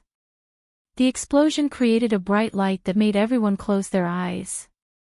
The entire hall trembled as stone pieces from the ceiling crumbled down on them. When they opened their eyes, they saw the glowing runes flicker before completely disappearing from the hole. The artifact, the two cloaked figures shouted in joy seeing the black orb rolling on the ground where Michael was standing a moment ago. The cloaked figures completely ignored the body lying on the ground a few meters away from the orb. It was Michael. He laid on the ground face down. Puffs of smoke kept emerging from his charred clothes as well as some of his body parts. Johnny Ross turned back and saw his daughter appear. Polch! Polch! While his gaze was on Maria, he heard a familiar sound appear from the other side. He would recognize this sound in his sleep, the sound of a blade piercing a body. He immediately turned back to see the two cloaked figures lying on the ground, blood gushing out from their back. Standing beside their bodies, Johnny picked up the orb on the ground. He held the orb in one hand while a bloody dagger in his other hand. It's mine. Ross saw an evil grin appear on Johnny's pale face. Although Ross had a bad feeling about Johnny, he never imagined him backstab two people in cold blood. When Johnny turned his murderous glance at Maria, a chill ran through Ross' spine. He quickly stepped in front of Maria, shielding her with his body. Considering Ross had little to no idea about Johnny's real combat ability or the artifact's power, he feared for his daughter's life. Stay back, Ross said in a grave voice. The last thing he wanted was his daughter to become collateral damage in the fight between him and Johnny. While he was shielding his daughter, H and the others appeared in the hall one by one. Seeing the three dead bodies, H immediately unsheathed his sword. Except for the remaining cloaked figures in the hall, everyone raised their weapon at Johnny. What happened here? Who killed them? Finally one of the cloaked figures unsheathed his dagger. Because Johnny was standing so beside the dead bodies, they naturally suspected Johnny and they were right. Chapter 255, Is that David? Logan stuttered, staring at the body a couple of meters away from Johnny. His muscles went rigid in shock. He never thought David would die while Jonah, who had no knack for the battle, is alive. What happened before they arrived here was still a mystery to Logan, but he was sure that Johnny or that two cloaked figures could have killed David unless they had used some crooked means. They tried to take what's mine, so I killed them, Johnny nonchalantly said while fiddling with the orb in his hand. He tried to figure out a way to activate the orb. You murderer. After hearing these words from Johnny, the cloaked figures lost their composure as they rushed at Johnny with no hesitation. At the same time they moved, Ross felt a gust of wind passing against his back. Polch. Polch. Polch. Polch. Everyone saw 4 heads rolling on the floor as the headless bodies walked around clumsily, spraying blood all over the place before falling to the ground. The beheadings happened so quickly. None of them clearly saw the killer during the killings. They realized who killed them only after the 4 heads left their bodies. Maw. Maria, this was the first time Logan saw the terrified face of Ross. When they saw the bloody spear and the blood-splattered white clothes of her terrified them because they never imagined she possessed such a deadly side. Even her own father never had a clue about her real skills. Quit playing with it, Johnny, Maria ordered Johnny. Her usual sweet gentle voice was nowhere to be seen as she sounded more like a battle-hardened villainess. On the contrary, Johnny's attitude took a 180 turn. He immediately knelt down, lowering his head to avoid eye contact with Maria. He held out the orb towards Maria like he was giving an offering to a goddess. The sudden change of events completely stunned everyone standing in the hall. Maria, Ross called out to Maria, but his voice was suppressed by various emotions. I'll deal with you all in a sec, she said, taking the orb from Johnny's hand. When she looked at Ross, he could no longer see the little girl he knew. The girl in front of him was a completely different person. There was no love or kindness in her eyes, just anger and killing intent. Ignoring Ross' call, she walked towards Michael, whose body was still smoking. The team stood there watching Maria giving a couple of kicks to David's dead body. Pity, I wanted to kill you with my spear. After kicking Michael's body, she walked away from him. Johnny didn't stand up even after giving the orb, he just knelt down on the ground until she could tell him otherwise. Creak. She ripped off Johnny's shirt, yet there was no reaction from him at all. Now I assume you all want an explanation. Maria didn't even look at Ross or anyone but began to clean the blood from the artifact using Johnny's shirt. She then put the orb in her satchel hanging on her waist. You're all gonna die anyway, so it doesn't hurt to tell you, Ross. Although the skills she displayed could make her on par with a highly trained Spartan or a gladiator, H still believed he could defeat her with the help of the team. He knew that Marcella attacked her from a distance and he and Logan flanking her from either side would definitely lead the way to beat Maria. Johnny was a variable, but H believed Ross would take him down if push comes to shove. But first, even if Ross didn't want to fight with them, H wanted Ross to stay out of their way when they fought Maria. If he tried to protect his daughter again, this fight would get complicated or simply result in H's defeat. I need to know what she has to tell. Ross slightly raised his hand, stopping H from doing anything. It's simple actually. Giselle Kingdom took the one thing that meant everything to me, so I'm gonna destroy it and kill all those senator scumbags with this. She tapped the satchel. Her murderous grin showed them that she's very serious about this plan. It was my fault, Maria, said Ross. His eyes were full of regret. Anyone could tell he's telling the truth. That's why you're gonna die too. You always put your duties to the kingdom first, that was why you brought an undead to our home. Her murderous voice echoed through the empty halls. After they heard her, they gawked at Ross in disbelief. It was Ross' greatest regret. To the outside world, Ross' wife died of an unknown disease, except she wasn't. It was Ross who killed her after the undead he brought home bit her. In the southern continent, it was strictly forbidden for any kingdom to bring undeads to the mainland from the undead island. All the senates and a few kings in the continent took the decisions together. Nonetheless, 5 years ago, the Senate and the scholars of Giselle conducted a secret operation to bring in undead from the island for experiments. After leading the mission with Marcella, Ross caught an undead alive. Since they didn't go too deep into the forest, the operation wasn't as dangerous as this one. But the operation wasn't without losses either. Ross brought 12 men with him and returned with 7. If the safe house they decided to use hadn't caught on fire, the operation would have ended with only 7 casualties. Due to the complications and the Senate's trust in Ross, they put the undead in the cellar below Ross' home. Since it was supposed to be one day, Ross reluctantly agreed to the plan. At that time, he never thought his wife would go to the cellar to pick up a wine bottle for him. To this day, Ross had no idea how the undead managed to break out of its cage. Only Marcel, Maria, and himself knew what really happened to Ross' wife. No matter how hard Ross tried, he couldn't get the blood of his own wife off his hands. Every time he saw Maria, he saw his wife. The guilt ate his soul itself. A while later, he couldn't take it anymore as he sent Maria to a sect far away from Giselle.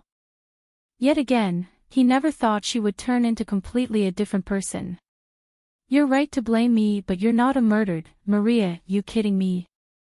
I just killed these people," she devilishly chuckled, pointing her finger at the headless bodies in the hole. "And don't act like you know me. You were never there for me and my mother. You failed as a father and a husband, you're an utter failure. Who would bring an undead to their own home? And even when we started this journey, if you were a good father, no matter how stubborn your daughter was, you would have sent her away. Even then, you put your mission to serve Giselle first." Her words were spot on. He was too focused on saving his kingdom rather than his daughter. The scholars and Senate were absolutely sure that they could control the undead army with this artifact. That was why he risked his life to come here. If they could control this undead army, no kingdom would stand on Giselle's path or dare to invade them. The Alphas were an example of the artifact's power to control the undead. "Since no man came to save me or my mother, I learned to protect myself and to destroy those who harmed me. I'd bet someone would kill the Senate for me and pay millions of gold for this artifact." "Maria, this is not you," Ross' voice broke in overwhelming regret. He tried to knock some sense into Maria. "This is the new me. That lovey-dovey stupid girl thing was just an act to fool you. And it seems it can fool anyone. I mean, you have no idea how easily you can manipulate men putting up an act. Plus, you're all fools, so it was much easier to fool you." Seeing the young girl laughing at them made everyone feel embarrassed and mad. Even H, who had decades of dealing with criminals and battle experience, failed to see her true face. "But I got to give it to you guys, you've done a great job escorting me here. I never thought getting here would be this easy. I guess those alphas are just overrated." If this was a better circumstance, they would gladly agree with her because they did see only one alpha. "And you, my slave, are ridiculously underrated. I cannot wait to hear how you managed to throw a boulder that size. Was it you who ordered to kill Rowan's team and destroy the ship?" H suddenly asked before Maria could get an answer from Johnny. "Why would I do that? I'm not stupid to destroy my safe ride. I don't know who, might be someone else with the grudge against Giselle. Now enough talking, let's get to the fun part, killing you all." She licked the spear's blade. "I didn't, master." Suddenly, her menacing eyes turned at Johnny, who spoke without lifting his head up. "What, you didn't? Throwing the boulder, master?" "It wasn't me." She creased her brows. Destroying the ship was a logical move for anyone with a grudge against Giselle, and there were countless people who fell into that category. However, she couldn't think of a person who would help them get to the artifact.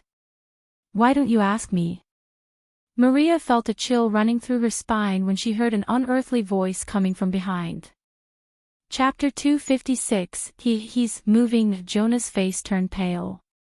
He stuttered, pointing at Michael's body. Everyone, including Johnny and Maria, turned back to see Michael's charred body slowly starting to float from the ground. They couldn't believe their own eyes. What in the hell? Maria took a step back due to the subconscious fear in her mind. Visible to the naked eye, his burnt skin on the arm, neck, and face healed. His body slowly rose up in the air. The black eyes soon transformed into crimson-red eyes.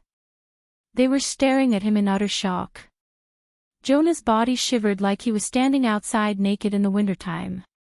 His transformation did not stop with crimson-red eyes, but the burnt clothes were slowly vanishing into thin air while pieces of black armor started to cover his body from toe to neck.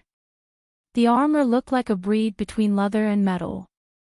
Up to his neck, no place on his body was left alone, the armor covered every inch of it.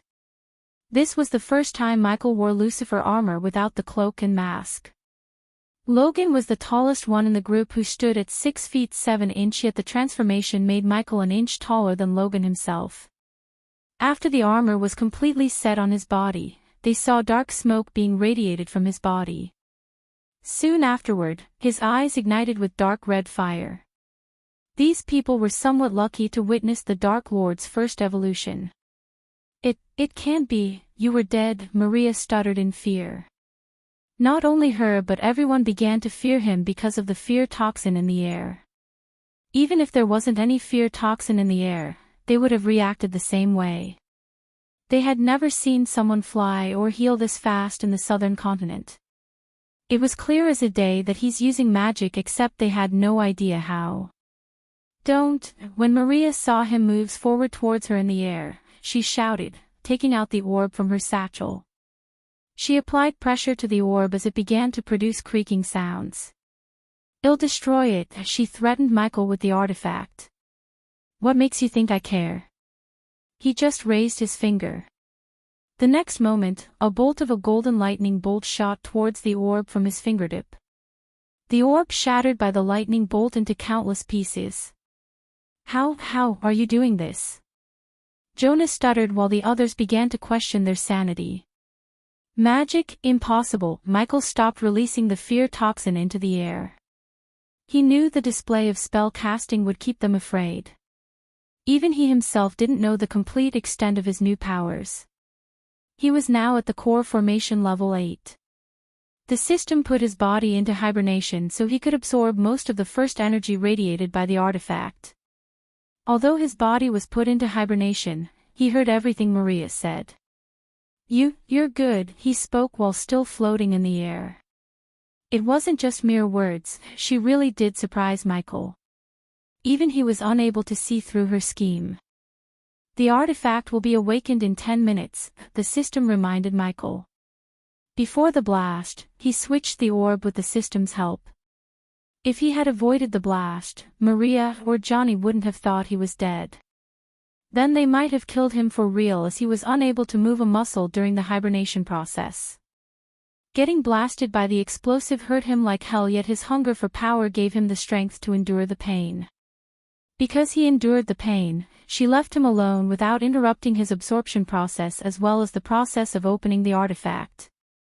Meanwhile, the system was opening the artifact. He decided to test his newfound powers on the people before him. He was currently using one of his powers, the dark smoke. Since the system was busy with opening the artifact, it never actually explained the new powers in detail to him. He was extremely curious about what the system meant by awakening his Dark Lord powers. "Although your plan wasn't perfect, it got the job done. If I'm right, you already have a way to escape this pyramid." Maria or no one in the hall opened their mouths. They were either too scared or shocked to speak. "I'll let you live if you kneel down and swear your loyalty to me." He almost felt bad for killing them, so he decided to offer them a choice to save themselves. Not that he expected any of them to kneel down, still he gave them a choice. "Since even daughters want you dead, I'll give you 3 seconds to make a choice." Whoosh. Suddenly an arrow shot towards Michael from Marcella's crossbow. Rude, he caught the crossbow bolt easily before it could reach him. Wind blast, a gust of wind shot from Michael's hand blasted away the entire group into the wall behind them. They all collided with the wall before dropping to the ground. Jonah completely lost his consciousness after the collision. He remained on the ground without moving a muscle. "Your time's up to Ross." Maria saw the same golden lightning bolt that destroyed the artifact being fired at her father. The lightning bolt went straight between Ross' eyes, creating almost an inch-wide radius hole in his forehead. "No!" Marcella screamed, looking at the blood gushing out of Ross' head. His eyes remained open, staring at Michael with utter shock. "Murderer, I'll kill you." Marcella tried to pick her crossbow frantically. Because he stopped emitting fear toxin into the air, they somewhat gained the courage to fight back, partially due to the adrenaline. Seeing her father's corpse lying beside kindled the feeling she never wanted to feel again. Initially, she thought she was ruthless enough to kill her father, except when Ross was killed by the monster in front of her, tears gushed out of her eyes. "Ignitia," he raised his finger again as another lightning bolt shot towards Marcella. Marcella was quick, but she was not quick enough to evade the lightning bolt. She could not even knock one bolt in her crossbow before the lightning bolt ended her life. Michael felt pity when she saw her dead body hit the ground. If she was willing, he could have used her as a subordinate. If it was before he saw the future, he would have let them go or tried to pursue them to be his subordinates. Except now he couldn't afford to make a mistake like keeping an unwilling subordinate, even if the system could ensure they can't do any harm to him. Besides, he knew Marcella or Ross would rather die than bend their knees before him. You killed them, you killed my father." Following Marcella's death, Mariah's anger erupted in her heart like a volcano. The veins in her eyes popped, turning her eyes blood red. "Isn't that what you wanted? Don't tell me you've gone soft, I'll kill you." "Master." Johnny tried to stop Marcella, but she had already taken her spear to kill Michael. Logan on the other side was staring at everything in complete shock. He never imagined a guy who protected them along the way would kill them. Even though he knew David for a short amount of time, he considered him as a friend, and it kept him from lifting his sledgehammer against David. "Go in peace, Maria." He wasn't mad at Maria for what she has done until now.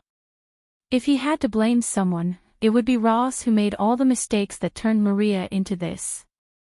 Ignitia, feeling pity for her, he fired the lightning bolt from the tip of his finger.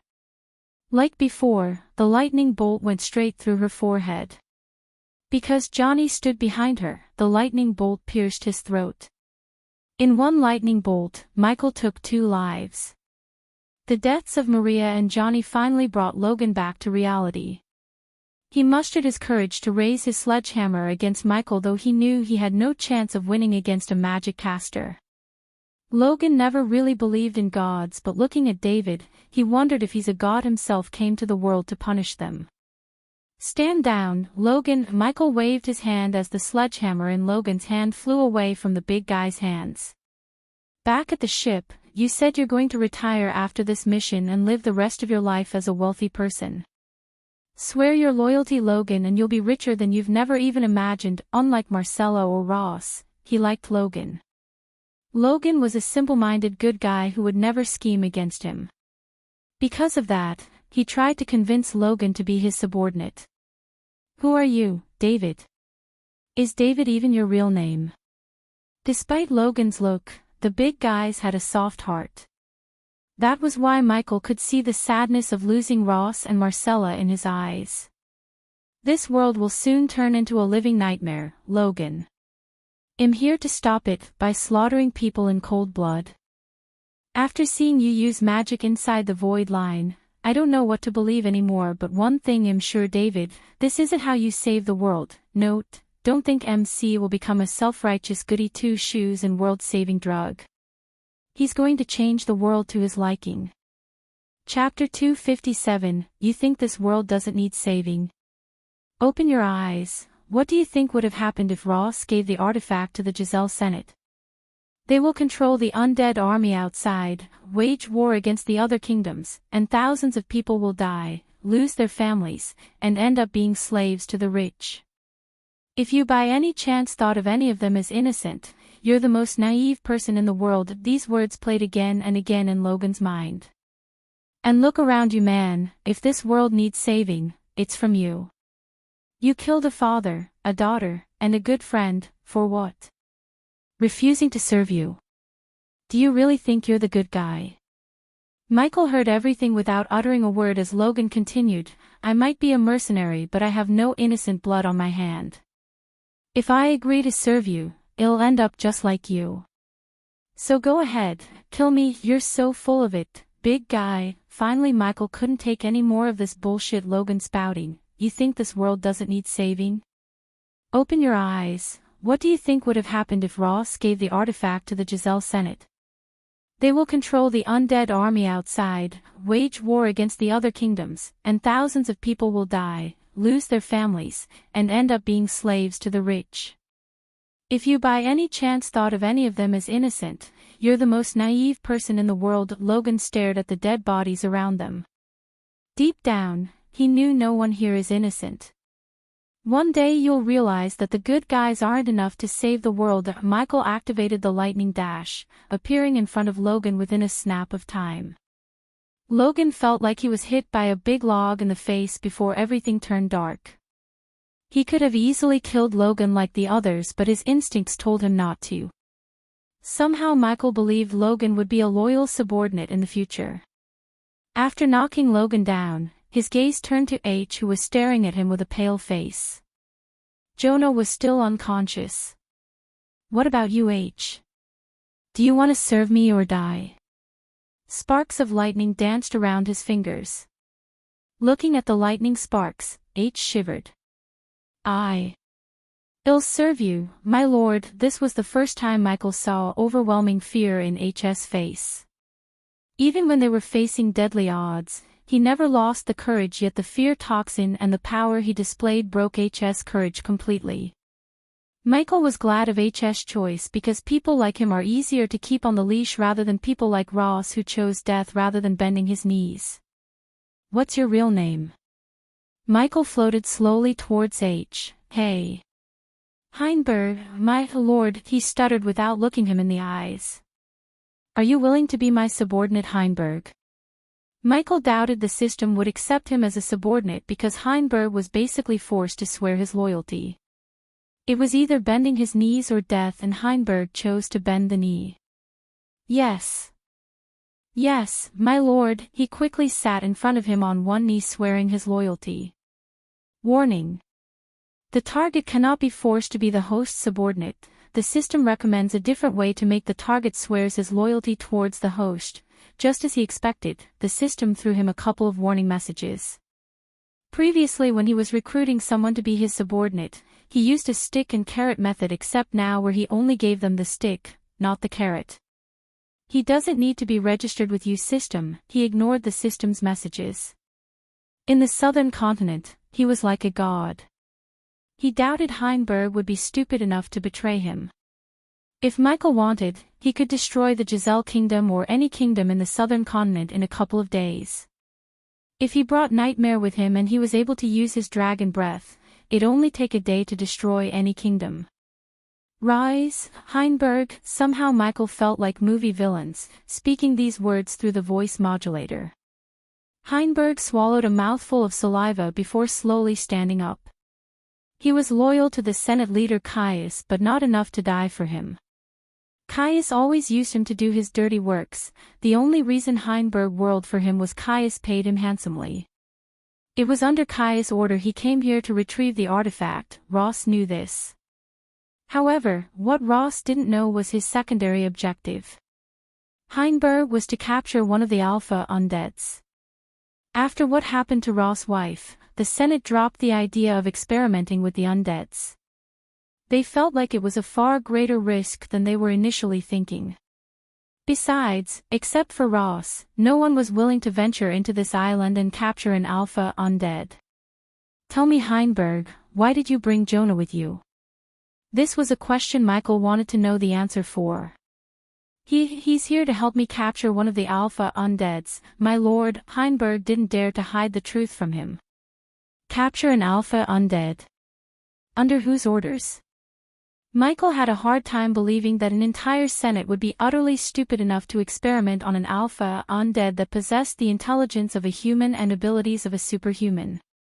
Senator Caius orders, he's one of the Senate leaders and Jonah is his son. Michael frowned, staring at the unconscious Jonah. No loving father would send their child to this hell unless that father didn't give a damn about his child. Senator Caius, huh? I'll meet him soon. Caius seemed like an interesting person who would either prove useful to Michael or die. Dark Queen, have you finished the task? Heinberg had no idea who he was talking to. While he was staring at David, he felt the hall tremble. Heinberg looked over his shoulder to see another figure in the dark appear. In a blink of an eye, the figure appeared beside David. Heinberg felt a chill running through his spine when he saw the figure who just appeared and what she brought with her. Looking at the armor itself, Heinberg could tell it was a girl. She was also wearing the exact same armor as David, but she didn't radiate black smoke around her or had crimson-red eyes, rather she looked normal compared to him. The girl didn't freak him out, but it was the three figures who were standing behind the girl that made him shiver. Although the girl covered their faces with black cloth, Heinberg could tell looking at their skinless body that stinks to high heaven, alpha undeads. She was controlling them through the chain attached to their collars like dogs. The alpha undead rattled the chains violently, yet they could never escape. Heinberg took several steps back when one of the alpha undead reached its hand out to scratch him. Dalar will have a time of his life with them, Michael said while Gaia stared at Heinberg and the dead bodies around them. Because of the mask she was wearing, Michael couldn't tell the shock and surprise in her eyes. It was obvious the reason for her shock was his sudden transformation, yet Heinberg's existence before they prevented her from questioning him about his new powers. No alpha undeads in the forest. If any more of them is here, they would be among the army outside, Michael nodded. The 3 alpha undeads would be enough for Dalar or him to experiment. He knew the artifact is the reason for alpha undeads, yet he wanted to know more about this new kind of undead. However, unlike Caius, he was not going to bring the undeads to the dark forest but planning to bring Dalar to the southern continent. Did you get it? Her curiosity got the better of her as she asked him about the artifact. She gawked around to see it, but she couldn't find anything except dead bodies and weapons. Heinberg too wanted to see what kind of artifact they sent them to get. Michael tapped his chest. It's here. Well, talk about it on the ship, Gaia nodded, controlling her curiosity. Heinberg wake tie him up with this. Michael threw ropes at Heinberg, looking at Jonah. He still hasn't found out what to do with Jonah, but it was unnecessary to kill Jonah until he knew more about Jonah's ability. Heinberg stared at Logan, asking what to do with them wordlessly. Tie him up too. Heinberg wondered why he didn't kill Logan. The person in front of him obviously wasn't much of a kind-hearted guy. Otherwise, he wouldn't have killed Ross and everyone in cold blood. Heinberg couldn't help but question why he spared Logan. One thing was sure for Heinberg, he was planning something with the big guy. After Heinberg stepped back to tie Jonah and Logan up, Gaia began to stare at Michael from top to bottom. The black smoke kinda looked scary to her. Plus, the crimson eyes made him look like some kind of an evil god. Awesome, teach me the tricks too, she whispered. Her eyes sparkled behind the mask. Artifact is ready to open. The system recommends the host send Heinberg away before opening the artifact. A smile emerged on his face as the time to see the artifact had finally come. Chapter 258. Because of the system's warning, Michael reluctantly decided to wait before opening the artifact. What are we gonna do with those bodies? While Heinberg was tying up Jonah and Logan, she asked about the dead bodies. Well, give them a proper burial, they deserve it. He was not a monster to let the bodies rot or throw the bodies to the undead army outside. What do you think about this place? Michael asked Gaia. It wasn't anything fancy, just a gigantic empty hall surrounded by old walls. If you think about making this place our base in the southern continent, I have no objection. In fact, I was thinking the same. The pyramid has nature's protection like the rainforest and the ocean surrounding the island.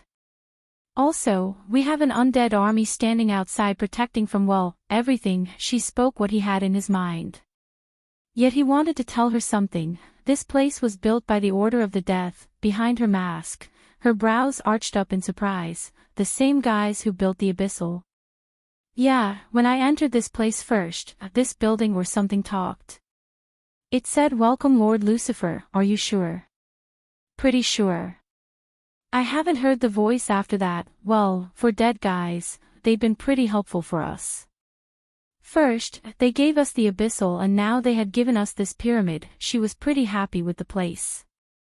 Without using arch energy, it would be nearly impossible for someone to reach this place. If they destroyed the rope bridge outside, no one in this world could get inside unless someone could fly to the top of the pyramid and activate the teleporting light. Thinking about the teleporting light, she remembered something else. Hey, if they built this place, they would have left something to control the teleporting light, right? What about the artifact? Take it out. I want to see it. She shook him by his elbow in curiosity. Contain your curious snake. Well, open it when we're alone. He gave a gentle knock on her head. As payback, she too gently punched him in the shoulder. Finally, after a few more minutes, Heinberg finished tying Logan and Jonah. He dragged the two of them to Michael. Logan's face was swollen on the place where he received Michael's punch. Jonah on the other hand received no punches, yet he completely lost his consciousness simply due to the overwhelming fear stimulated by the fear toxin he inhaled. With the bodies tied up, he still had one more thing to take care of. He flew towards the wall in front of him as he heard the system's voice in his head. Does the host wish to mark this place for runic teleportation? Yep, a golden L symbol appeared on the wall before disappearing out of sight. Now that he had taken care of the teleportation, he came back to Heinberg. Heinberg, hold on to them. He barely understood his words before he saw David raise his hand. Suddenly he was lifted by an invisible force. His body jerked, but he was able to balance himself by holding on to the unconscious bodies of Jonah and Logan. Heinberg looked over his shoulder while being lifted into the air to see the dead bodies also being lifted into the air. "I'm flying," Heinberg mumbled. This was the first time he had experienced something like this. When they reached the top, the light appeared from the very top of the pyramid. Like before, the light enveloped them. The light disappeared as they appeared on the rope bridge. The sunlight has completely disappeared, but the moon provided gentle yet beautiful light along with sparkling stars. For a few moments, Michael just stared at the moonlit sky as it soothed his soul. The sky had millions of stars, sparkling in various colors. The distant Milky Ways added extra charm to the dark blue sky. In his focus on the sky, he overlooked the silent reaper docked in the sea in the distance. "Where's the east? This world, it's beautiful, isn't it?" he asked, still staring at the sky. It wasn't as he had never seen such sights back on Earth, it's that something about this world that made even simple sights artistic and divine. Yes, my lord, the sight really made him agree with David wholeheartedly. Previously he heard some people who traveled on flying ships boast about views. At that time, he simply thought they were boasting about their flying ship trip, though now, experiencing the view himself, he realized they weren't just bragging but telling the truth. Heinberg pointed in the opposite direction to where they came from. Soon, Heinberg began to float again in the air. He went higher and higher as he was able to see a black ship. The sails of the ship were up, meaning the ship was docked. He felt pity for the group who's coming for the artifact or the glory of killing the undeads. However, even from a distance, Heinberg could tell the ship wasn't just a merchant ship, it looked like a warship. "The world will be more beautiful when we rule it." His heart skipped a beat after the girl spoke these words. If someone had spoken the same words, he would have laughed it off, but these two could really bring down the entire southern continent in a few days as far as he knew. "That's the plan," he nodded before continuing his journey towards the east where the silent reaper is waiting for them. They flew above the army of undead and the ocean of trees before landing on a small mountain peak. From the peak, they could clearly see the ocean and the silent reaper. A small portion of the cliff was barren without any trees, and he chose this place to be their graves. "Bury them here." He quickly entered the system store to buy a shovel and 2 knockout potions. "Fear not, there aren't any undeads near you." He threw the shovel at Heinberg as he took off from the cliff with Gaia, leaving Heinberg with the dead bodies while he took Jonah and Logan with him. "I can see the point in sparing the big guy, but why did you spare him?" she asked, poking Jonah in the face. No matter how many times she poked him, he still didn't wake up. Sometimes, brains can be just as useful as bronze. Let's make this guy work with Dalar. That way if Dalar were to die, we'll have another expert in undeads. She was genuinely surprised at his words. You think Dalar would betray us? Since the system went haywire when he tried to recruit Dalar as his subordinate, Michael knew something was up with Dalar. Hence, he put surveillance cameras in Dalar's room to monitor him. Even to this day, Michael was keeping an eye on Dalar. There was no denying Dalar's talent in summoning and controlling netherals. If he was to face Guardians and probably the 9 great clans, he knew he would have to use the netherals at some point. If Jonah could learn everything there is to learn about summoning netherals, Michael could dispose of Dalar without worrying about losing the netherals. Of course, if Dalar remained loyal to him, he wouldn't kill the orc. While flying towards the Silent Reaper docked in the sea, he flicked his wrist as 2 syringes and a vial of sparkling sky blue potion appeared in his hand. Gaia saw him filling the syringes with the potion she had never seen before. Michael soon injected each syringe into Jonah and Logan to make sure they don't wake up at least for another 12 hours as the syringes contained a powerful knockout agent. This potion would be useless against cultivators, so he never bothered to brew and sell them in the Majestic. Since the Southerners weren't cultivators, he could knock out anyone with this potion. Under the moonlight, Shorty was having a peaceful walk with his good old friend called Rum. The others were long gone to their beds except him. He was bored out of his mind for the last couple of weeks. He wanted to go out in the sea, plunder merchant ships. I hope the new captain will let us plunder as before. I mean, how could we call ourselves pirates if we don't do any pirating? On the other hand, if the new captain wants, he could use magic to make any kingdom give what we want. Is that really pirating?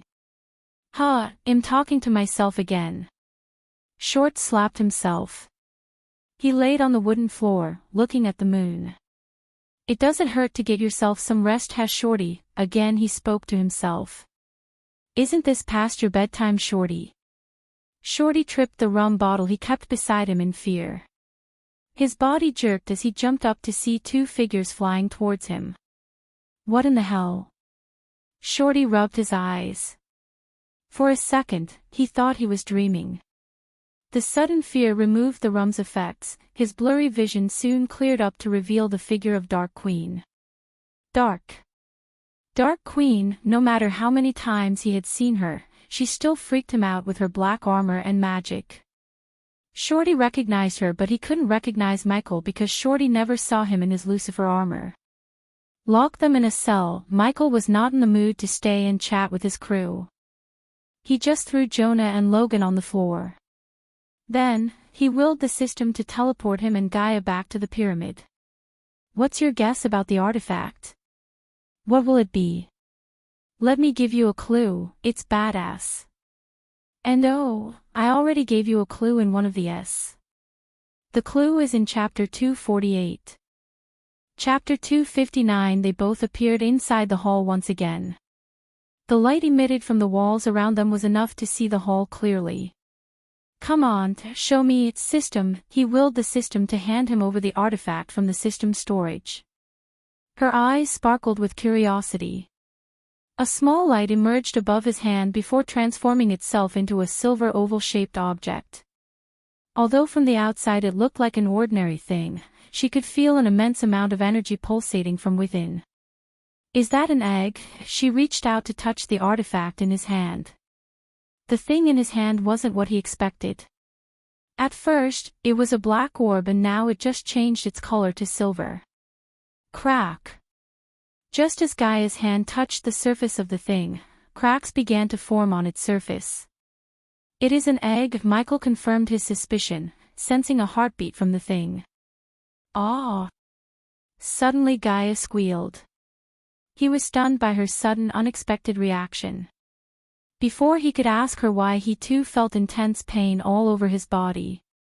It felt like his soul itself screaming in pain for a second. The pain quickly vanished as he saw a tiny head rising from the egg. Soon, another tiny head rose from the egg. They were stunned to see two tiny heads, but to their surprise, another head rose.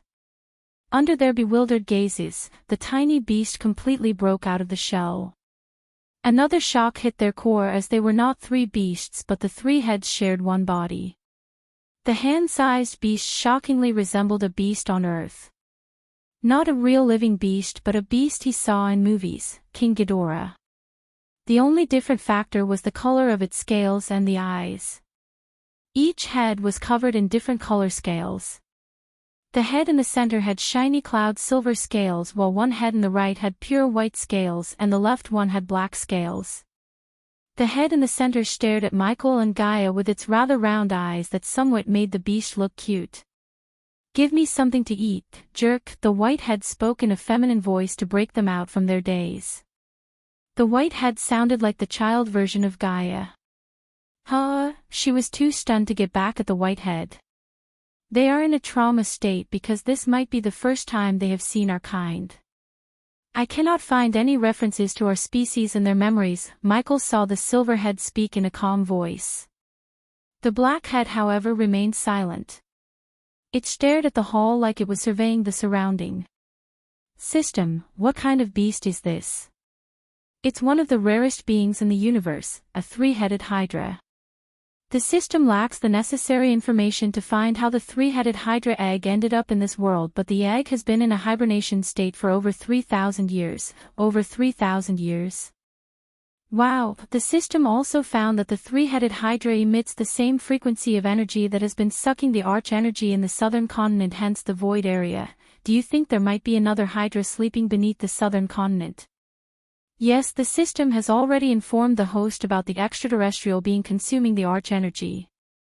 Now it seems like the extraterrestrial being is a hydra. He remembered the system's words. It also warned him not to go search for the being until he reached the immortal stage. Jerk. No, the word is bitch. Yeah, bitch. "Give me something to eat, bitch," the white head gnarred its teeth at Gaia. She finally came back to her senses. "Who do you calling bitch, you tiny fuck? I will rip your head off," she flicked the hydra's white head.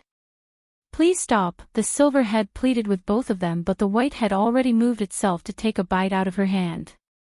Fortunately, the neck was not long enough for the white head to get to her hand. "You don't seem like a normal human in your memories," the black head finally opened its mouth, questioning Michael. "Did you read our memories?" Michael creased his brows. If the hydra read his memories, it would know about his previous life on Earth. This was too early to trust this beast with his previous life. Until now, only Gaia knew about his origin and he would like to keep it that way. Luckily Blackhead Hydra shook its head. "We didn't read your memoirs but learned the necessary information and skills such as the language, the species in this world, etc. System." He called out the system to check whether it's true or not. The system reassures the host that the Hydra cannot read one's memories. It could only absorb certain knowledge from the being it first touches after it hatches. In this case, the Hydra touched both you and Gaia, so it absorbed the knowledge necessary for its survival from your brains and also. The system's voice trailed away. "There's always something else with you, system." I'm not even surprised. He mentally prepared himself to hear what the system's going to say next. A hatchling hydra would usually get its knowledge from another hydra, most of the time from its mother. However, if the hatchling hydra touched another species, on top of the necessary knowledge, it would also inherit the personality of the being it touched. Let me guess, the hydra inherited both mine and Gaia's personalities. Kinda. If he could move his body while he was interacting with the system, he would have rubbed his temples. Everything was complex when it came to him. He learned to blame himself rather than the system. "Hit me with it." Each head inherited each of your personalities.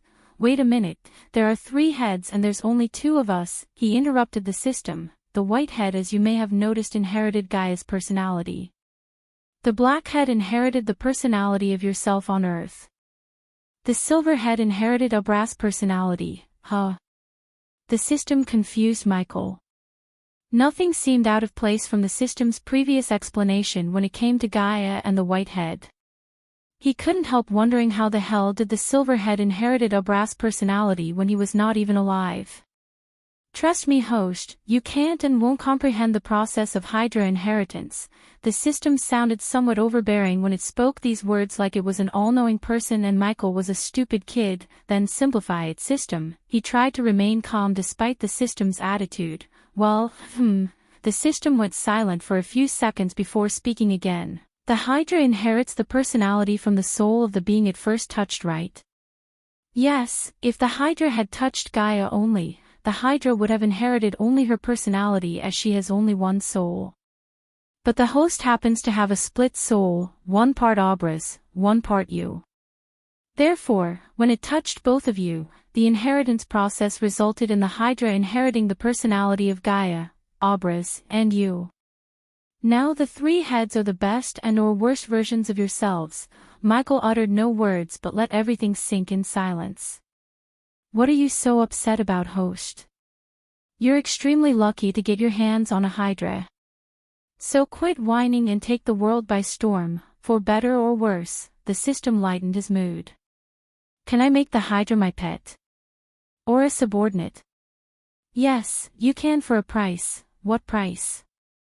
I didn't pay you when Nightmare became my familiar, because it's a dragon and the one in your hand is a Hydra, not to mention of the powerful beings in the entire universe. He sighed in his heart.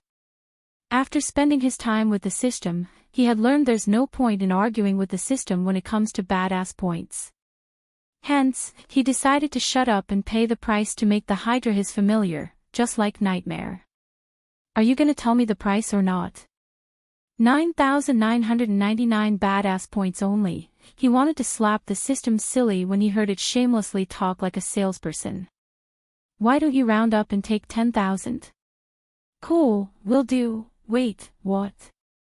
Fuck, it was too late for him to regret as he saw 10,000 badass points getting reduced, making his total number of badass points to 64,000. Looking at the number, he could tell it was gradually increasing because of the sect. Since the legend of the Sunrise sect had been growing, the number of badass points he receives per month increased significantly. For now, he had other things to worry about than the number of badass points. He came out of the system to see Gaia and the White Head looking at each other menacingly while the Silver Head tried to snuff out the anger fire with them. Looking at the three heads, the system's words made more sense to him. The White Head was Gaia, hungry, bad-mouthing, and ill-tempered. The Silver Head, Abra's, kind, honest, loving personality. Finally the Black Head, cunning, intelligent, shrewd. Looking at the Black Head's eyes felt like he was looking at himself in the mirror. The Black Head was the ghost before his soul merged with Abra's. Among the three heads, the Black Head, it was the deadliest. Just by looking at its eyes, Michael could tell. After all, it inherited his personality. Chapter 260, How long are we here? We don't see any information regarding our species in your memories. That means we're either extinct in this world or we came from somewhere else, another world. The Black Head was spot on. The other two heads immediately turned their gazes towards the Black Head after they heard its words. As far as I know, 3,000 years, how can you tell? The Silver Head, which inherited Abra's personality, asked Michael. Can we really trust this three-headed beast? Or are these three beasts in one body? I'm confused. Oh, I have a question too, the White Head said. Why don't you shut up? Ouch. Michael flicked the White Head before Gaia started a fight with it again. I swear to gods I'm gonna crush this little shit. The Black Head moved towards the White Head, headbutting the White Head to make it shut up. You're hitting yourself, you idiot, the White Head rebuked after getting headbutt by the Black Head. Regardless that they were just born, they began to fight like siblings. Michael waited for them to finish fighting between them while Gaia came to his side. Let the man speak. The Silver Head broke off the fight by putting its head in between them.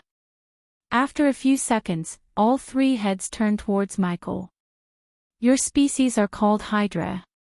I don't know where you came from, but the Black Head is right. You're not a creature of this world. Then how did we end up here? The Silver Head asked. My guess is 3,000 years ago, an organization called the Order of the Death found you and built this pyramid to keep you safe. Safe from what? The white head gnarred its teeth. The silver head looked worried while the black head did not show any changes on its face. It remained calm and collected. Probably from the Guardians. Do you know about the Guardians? Michael asked the Hydra. No, said the white head. Then we have a lot to talk about, but first, you three should know the situation you're in. The Hydra may have been born just a couple of minutes ago, but after a few interactions with it, Michael could tell it has the mental capacity of a full-grown human already.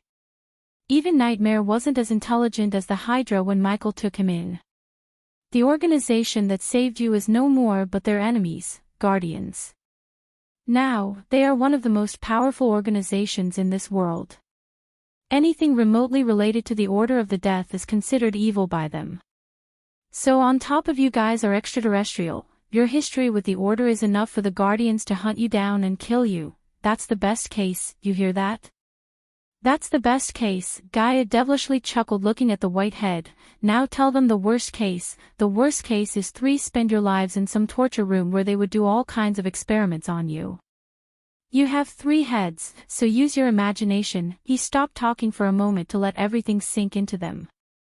It was logical for them not to trust him completely. However, Michael had his ways to make all 3 heads trust him. Lucky for you guys, we share the same enemy, the Guardians, and you 3 happen to inherit our personalities. Wait, what? His last words wiped off the smile on Gaia's face. Haven't you noticed? The white head inherited your personality. Are you kidding? Both Gaia and the white head asked him at the same time. Meanwhile, the black head and the silver head stared at each other before turning their gazes at Michael.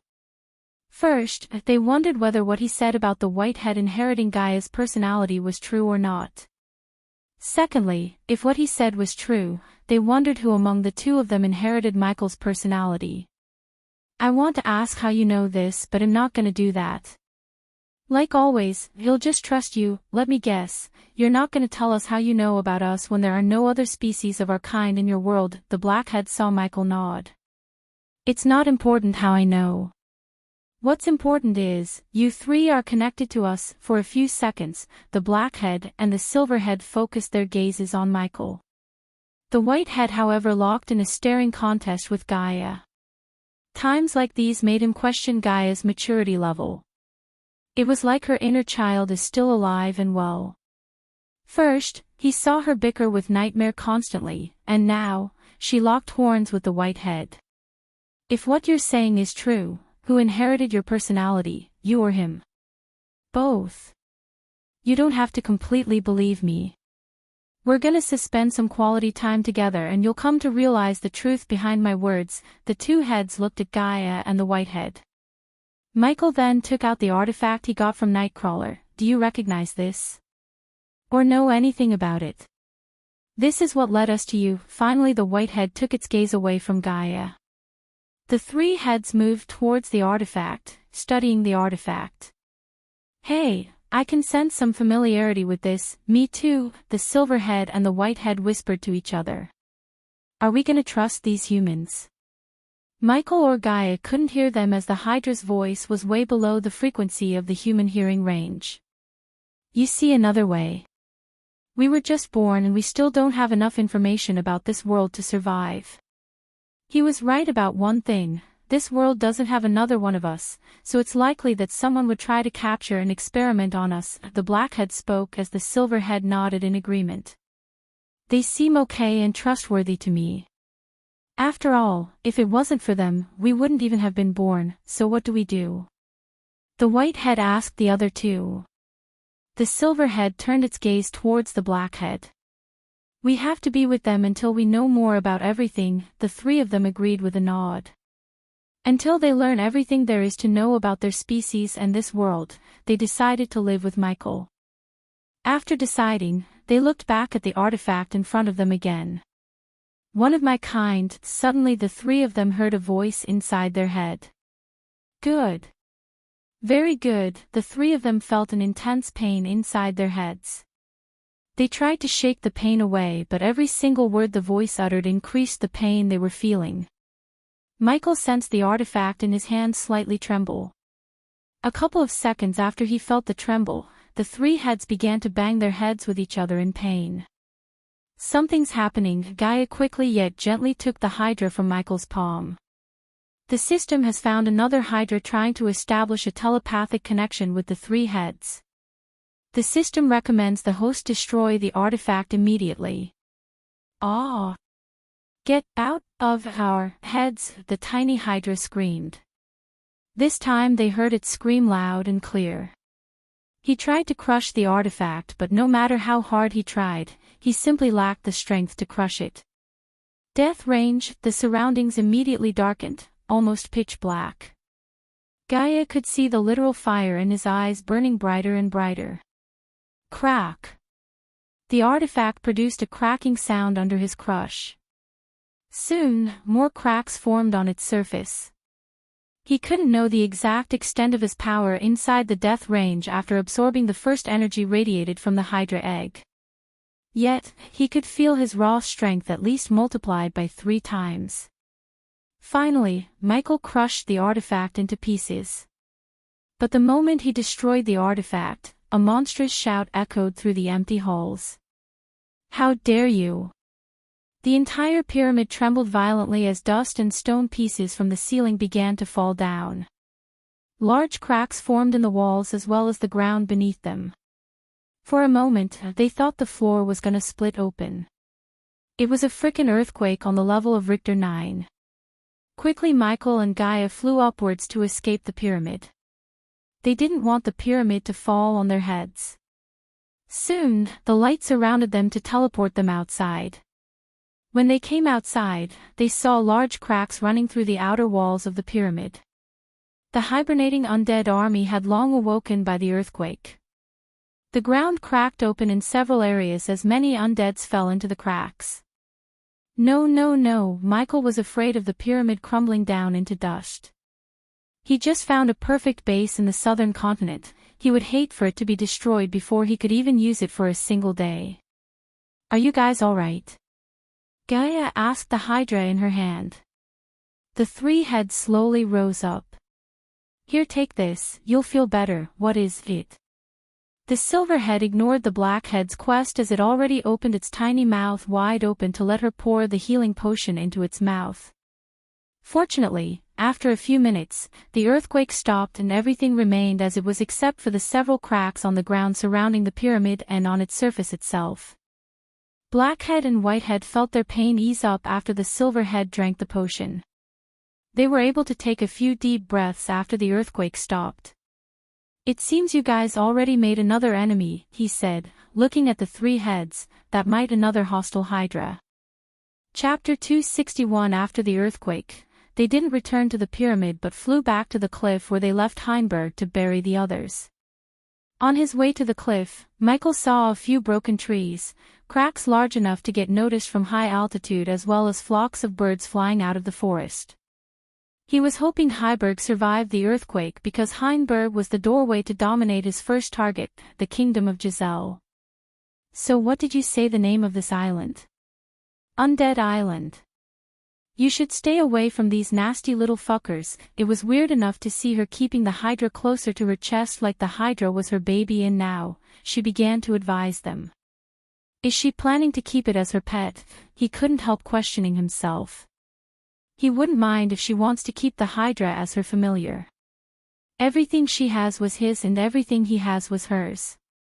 He never thought Nightmare solely belonged to him, and he would never be jealous if she bonded with the Hydra more than him. Gradually Michael slowed his flying speed until he came to a stop in the mid-air. "Why did you stop?" Michael turned back to look at the tiny Hydra in her hand. The 3 heads gawked at him, having no idea what he was going to say next. "Do you think we should reveal their existence or keep it a secret?" No matter how hard he tried, he couldn't come to a solid decision. Keeping the Hydra's existence a secret will probably be safer for them until they could figure out their powers, but hiding the Hydra's existence would prevent him from earning more badass points. "Why would you hide the Hydra from the world?" "Show off, host." The one who answered Michael was not Gaia but the system itself. No one likes a show-off system, unless what they're showing off is dope as fuck. "Fuck, that's true, let's hide them when we are on the Elon continent." Here, we don't need to hide them, I think we should keep our heads low, the blackhead voted for hiding from the world. Fuck that, I'm not gonna do anything. If you want to keep your ugly head down, go ahead, no one's stopping you. The whitehead however disagreed with the blackhead, leaving the silverhead to break the tie. The silverhead gawked at between Gaia and Michael before finally fixing its eyes on Michael. For a few seconds, Michael pondered about the issue in his mind. Taking a deep breath, Michael made his decision. Well, do as she says. Obviously, they couldn't show the Hydra around in the cultivation continents like Elon because there were so many powerful figures who could kill Michael in a blink of an eye. However, in the southern continent, he was basically a godlike existence, so he had no need to worry about Hydra's safety. System, do the same thing you did to Nightmare. It would cost the host another 6,000 badass points. Don't act like you're not happy about it, System, he said in his mind, placing his hand on the three heads. What are you doing? The white head chewed his palm, yet Michael just ignored it. Soon a light emerged from his hand, enveloping Hydra's tiny body. She was familiar with this sight as she saw him do the same to Nightmare. I missed that ugly lizard. When she saw the scene, her mind reminded her of Nightmare. She never thought she would miss seeing Nightmare every morning when she wakes up. No matter what she did, the dragon would always end up between them on the bed. She wondered what he was doing back home. Ever since a couple of weeks ago, she was having nightmares about someone calling for her. When she told Michael about her feelings, he said there's nothing to worry about. Of course, she didn't know Michael was checking the system to see Nightmare status. To this day, he didn't think someone would murder Jack. Where does the host want the system to teleport the Hydra? No, teleport them inside the pyramid. That's safer. The light soon disappeared from their sight. What was that? The blackhead asked. When you're in danger, the rune I placed on you will teleport back inside the pyramid. That's wonderful, right guys? The silverhead grinned. It does sound cool. Finally the three of them agreed on something.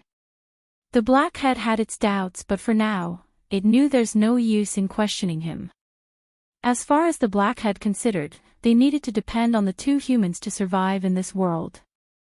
Alright, let's go. He turned back, continuing to fly towards the cliff. It took them only a couple of minutes before returning back to the cliff where they left Heinberg. Under the moonlight, Heinberg was standing in the middle of the graves he dug. He was pretty shaken up by the earthquake. Michael could clearly see the fear in his eyes. So you're still here. She wasn't completely sure that Heinberg would remain here instead of taking a chance to escape. She would rather have one subordinate with a functional brain than hundreds of stupid subordinates. Heinberg was not stupid enough to escape through the forest that was filled with dangers lurking everywhere. When Heinberg saw the three-headed creature in his hand, the fear in his eyes got replaced by surprise and shock. He wondered whether the beast came out of the orb or not. No matter what, Heinberg knew there's no chance in hell that anyone in the southern continent could take the artifact from these two. Let's go. Michael waved his hand as Heinberg began to rise from the ground. As a sign of respect, Michael stared at their graves for a few seconds before leaving them in the cliff to their endless slumber. Rest in peace. Under the glistening moonlight, the silent reaper was floating on the ocean calmly. The black warship looked more beautiful under the moonlight. The ship itself was calm, but not the crew members waiting for their captain. When Michael finally returned to the Silent Reaper, the entire crew were waiting for them on the deck. They seemed agitated. At first, they were pretty creeped out about Michael's appearance with all the armor, the fiery eyes and the black smoke cloud be around him. Seeing the pirates' tensed-up bodies, Gaia removed her mask. What are you looking at? It's us, Michael, Gaia, and Heinberg landed on the deck above the captain's cabin. He found Gibson gawking at him with fear in his eyes as the rest of them. Realizing he should go stand by his captain's side, Gibson came to Michael's side slightly limping. Gibson shuddered, looking at Michael's new form. How are our guests doing? They're still unconscious, Lord Lucifer. Heinberg saw enough pirates in his life to recognize the people in front of him as pirates. They reeked of rum and ocean. He recognized their profession but not the ship itself. He rummaged through his memories but he had never seen this ship before, not in real life or in military scrolls. Michael willed the black smoke to disappear. In a couple of seconds, the smoke and the fire in his eyes disappeared. He had no need for the pirates to be afraid of him than they already were. I assume we have a guest room in this ship. Yes, we have a bunch, Lord Lucifer, Michael nodded. The first thing after he finished grasping the extent of his new powers, he wanted to take a tour around the ship to know its layouts, strengths, and weaknesses. Plus, he was planning to do some upgrades to the ship, mainly to its weaponry. Although he couldn't do any major weapon upgrades with his current inventor trait, he could still improve the existing cannons to do more damage. Since this was his first ship and he had taken a liking to the Silent Reaper, he would make this ship his home on the ocean as well as the most powerful ship in this entire world. Shorty, show him our guest room, Michael ordered Shorty who was standing in the front of the crowd. I, Captain Lord Lucifer, make yourself at home, well depart to Giselle in the morning. Yes, Lord Lucifer, Heinberg bowed, addressing him the way the pirates did. It was obvious David was not his real name and he preferred to go by Lord Lucifer, so Heinberg adapted to this new situation. After all, if the unruly pirates accepted him as their captain, he knew he made the right choice by bending his knees unlike Ross or the others. You guys can rest as well. Well, go to Giselle in the morning, he yet again reminded the pirates before turning to look at Gibson. They'll be in my room if you need me. Michael walked towards the captain's deck with Gaia, leaving the pirates. The Hydra didn't like the way the pirates looked at them. Yet, it remained silent in Gaia's hand. Chapter 262. Although it had been some time, he never spent time in the captain's cabin. After walking down the stairs from the upper deck, he came before the captain's cabin. KRKKR. The doorknob creaked, letting him know about its old age. As he opened the door, he was welcomed by a lackluster room. Like the doorknob itself, the room looked ancient. There was no dust or cobwebs could be seen in the room as the pirates cleaned the room recently. The slow-burning candle on the oak table in the middle illuminated the room. The room was neither too big nor small, it was nearly the size of a master bedroom. Except for the white silk cushion on the room's corner, everything had a worn-out look to them. He thought Gaia would have redecorated the room. When he looked over his shoulder at Gaia, she just shrugged. I was busy doing chores for you. For a few seconds, he scanned everything in the room. There were 2 old 6-foot-tall books racks on either side of the room. He never expected a pirate captain to read books though. Near the book racks, one could see small bronze statues of naked ladies, covering their breasts with their hands. The room reeked of rum. For a person who never drank alcohol in his life, he would never spend a day in this room. On the top of the book racks, he noticed more bronze statues as well as some old feather hats. Apart from these things, there was nothing in the room. Gibson, it only took Gibson a couple of seconds to come to his side, except that cushion and the table. He pointed at the silk cushion he bought from and presented to Gaia. I want everything out, my lord, everything. Gibson creased his bushy brows. Yes, everything. Michael stepped outside the room while Gibson signaled the pirates to follow him into the room. Why throw everything out? The silver head of the Hydra meekly asked Gaia, did you see that room? It's not fit for a king and queen. I want my own place to sleep, the white head promptly said while the black head remained uttering no words. Also tell them to clean the room. I want it spotless. He didn't think he could get rid of the smell without using a potion or completely water wash. Since using a potion to clean the room was way easier than cleaning the room with water, he thought of a potion to do so. Show me the crew quarters. Initially, Michael wanted to know more about his newfound powers. However, after seeing the condition of his cabin, he changed his mind. If the captain's cabin was in that condition, he couldn't even imagine what a horrible nightmare would be in the crew quarters. Lord Lucifer, Gibson dragged his voice, hesitating to step towards him. It can't be that bad. Gaia avoided venturing into the crew quarters or anywhere in the ship to the matter. Come on, Gibson, let go. The door for the below deck was located a couple of meters in front of the mainsail pole. Michael let Gibson walk forward while he and Gaia followed him behind. The closer he got to the door, the more cold sweats appeared on his face. He was afraid of what the captain would do after seeing the mess downstairs. Creak. Creak. Creak. Every step he stepped on made a loud, annoying creaking noise. It wasn't a big surprise considering the ship's age and the curse that condemned the ship to stay at sea forever or until they broke the curse. There was barely any light in the downstairs. Just a moment, Lord Lucifer. Gibson ran his hands through every corner of his shirt to find a match to light the lantern hanging on the wall. Don't bother. Michael snapped his fingers as an orb of green flames appeared above his hand.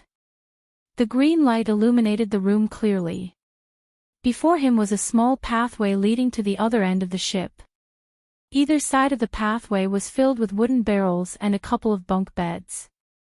The below deck reeked of rum 10 times more than the captain's cabin.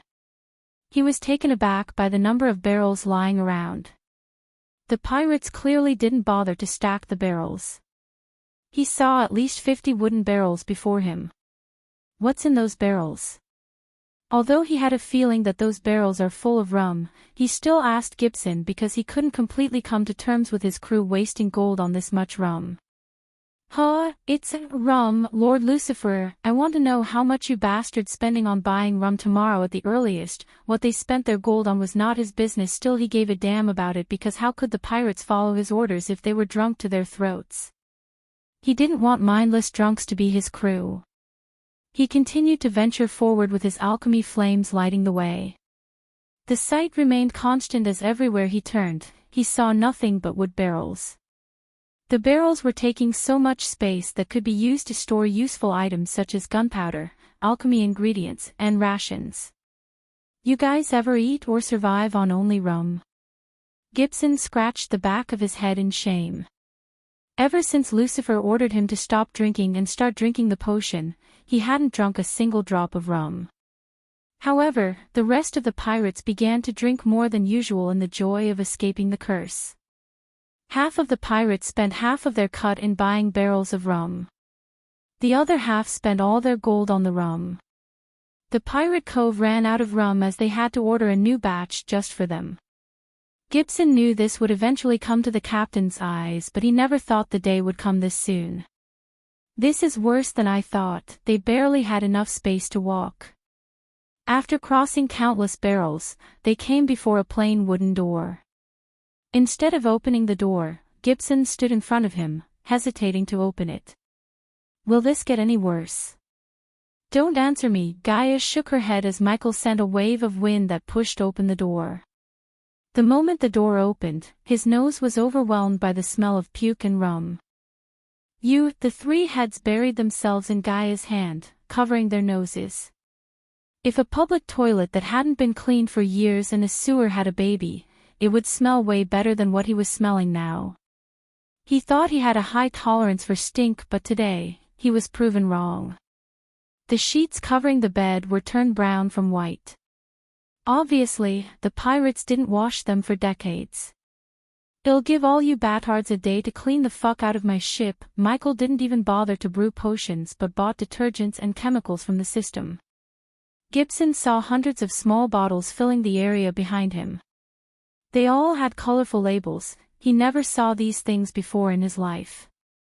Usually, people would mix the detergents and these chemicals with water to clean the place. However, after witnessing the ship's condition as well as the stink coming from every corner, he bought enough chemicals to wash the entire ship without the need of mixing them with water. After giving them to Gibson, he turned back to leave. He really didn't think he could venture into the ship any further without throwing up. If he had known the ship's condition before, he would have let Heinberg stay on the upper deck instead of giving him the guest room. He wondered what might be the condition of the guest room. I pity our prisoners, Gaia chuckled. I don't even want to look at the prison. Michael walked back to the upper deck without turning his back. He watched enough horrible things for one day. When he reached the upper deck, the pirates were dragging the book racks out of the room. They almost took everything out of the room. Captain, where do we put these? Shorty came running to Michael, with a proud smile on his face. His face shone like he managed to do something incredible. Put them on my head. Michael twisted Shorty's ears. He directed his frustration on poor Shorty. Aw, Cap. Lord. Aw, the other pirates stopped what they were doing and began to laugh at Shorty. Stop laughing, you fucking idiots. I just saw the mess you've been making in my ship. The smile instantly disappeared from their faces when they heard him. They began to shudder, thinking he would throw away the rum barrels just like the things in his room. Get the fuck out of my sight and clean the mess downstairs. Michael wasted no time after saying this as he launched himself into the air with Gaia. After seeing everything, he lost interest in decorating his room. How could he decorate his room while the rest of his ship smell and look like shit? I take it back, I want to stay as far as I can from that ship, the whitehead said. It didn't bother to hide the disgust from showing in its voice. For a few moments, he just hovered in the air, looking at his ship below until Gaia broke his focus. Are you gonna keep staring at the ship or show me your new powers? As usual, this is the last filler chapter, kinda a calm before the storm chappy. After all, Hiran, the chapters will be filled with action, gore and bloodddd. Chapter 263. Meanwhile, let's see what you can do now. Floating in the mid-air, she spoke in a challenging manner. She wanted to see the fiery eyes, and the smoke was just a display or have any powers hidden within. Before he used his powers again, he willed the system to show his current status, System version 3.0 Host, Michael Cultivation Level, Core Formation Stage, Level 8 Experience Points, 5,000/4000000 Badass Points, 43,000 Skills and Spells, Wind Blast, LVL3 Responsive Shield, LVL4 Environment Scanning, LVL3 Ignitia, LVL3 Lightning Dash, LVL3 Energy Devolver, LVL1 Death Range, LVL3 Eyes of Darkness. Normal, can sense the cultivation level of others. Eyes of Darkness, Lucifer, can sense the cultivation level of others, can see through illusions. Cloud of Darkness, Lucifer, weak-willed enemies will lose their courage completely and surrender. Death range will be 50% more powerful. If activated in darkness, the host's cultivation level will be boosted 4 levels up regardless of the stage barrier. Wordless spellcaster, Lucifer, in full Lucifer form, the host just has to think of the spell to cast it. Techniques, Swords of Destiny, 90% Mastery Ring of Fire, 59% Mastery Serpent Maga, 87% Mastery Occupation, Core Disciple of Sunrise Sect, the Guardian of Sunrise Sect, Lord Lucifer of the Abyssal, the Dark Lord status, Healthy Goals, Control the World, Rebuild the Order of Death, Utility Function, Banker, LVL3, Ratio, 1,000 Gold Coins, 10 Badass Points, Runic Teleportation Wealth, 13 million Gold Special Trait, 5-star Alchemist, 3-star Inventor Subordinates, Gaia, Warrior, Loyalty Level 100%. Raylene, 5-star Chef, Loyalty Level 98%. Arya, Assassin, Loyalty Level 32%. Heinberg, Warrior, Loyalty Level 18%. The Silent Reaper Crew, Pirates, Loyalty Level 83%, Base of Operation, Sunrise Sect, the Abyssal, the Crypt, the Silent Reaper Familiars, Nightmare, Forest Dragon. Whoa, how did my skill level go up? His heart almost skipped a beat when he saw his status. The first thing he saw was his skill levels. They were raised by 1 level without him paying badass points to upgrade. The host should thank the system for converting the excess first energy you absorbed from the Hydra egg and upgrading the skills. The system sounded extremely boastful, but underneath its boastful voice, he sensed a hint of joy. He wondered why though. The Eyes of Darkness and Cloud of Darkness has Lucifer in brackets dash. You can only use them in your Lucifer persona. Before even he could finish his thoughts, the system answered, interrupting him. And yes, the system counts the entire crew of the Silent Reaper as one entity. Yet again, the system took the liberty to answer the question he never asked but only thought. And no, Until you name your Hydra, it won't show up under familiars. Are you trying to piss me off, system? He. The last thing he heard was the system chuckling before getting kicked out of the system menu. After getting kicked out of the system by the 4th time, he didn't feel as mad as he felt the first time. Besides, he was curious to use his powers once again. Michael closed his eyes for a second, activating the Cloud of Darkness and the Eyes of Darkness. Casting those spells felt easy as breathing. Soon, Gaia saw the black smoke enveloping him. Through the black smoke, she saw his eyes that were literally on fire, a dark crimson-red fire. Looking into his eyes, her body slightly trembled in fear. The fear was faint, yet it was there. She shook her head to break the fear in her heart. Is that all you got? She stretched her hands like she was exhausted, waiting for him to show his powers. I don't want to hurt your snaky ass, that's all. Yeah, you wish. Golden barrier. Gaia flicked her wrist as a faint golden light enveloped her. The golden light might be faint, but Michael could sense an immense amount of power thanks to his Eyes of Darkness. The spell she cast was very similar to his own spell, Responsive Shield, which could now stop the attacks of anyone under the core formation stage. Pretty awesome, huh?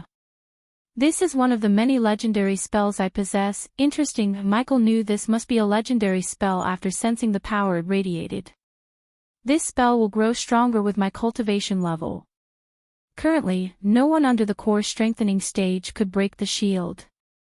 Also, it will stun the attacker for a few seconds, giving me time to cleave his or her head off. Let me give it a shot. She saw the dark smoke and the fire in his eyes vanish into thin air.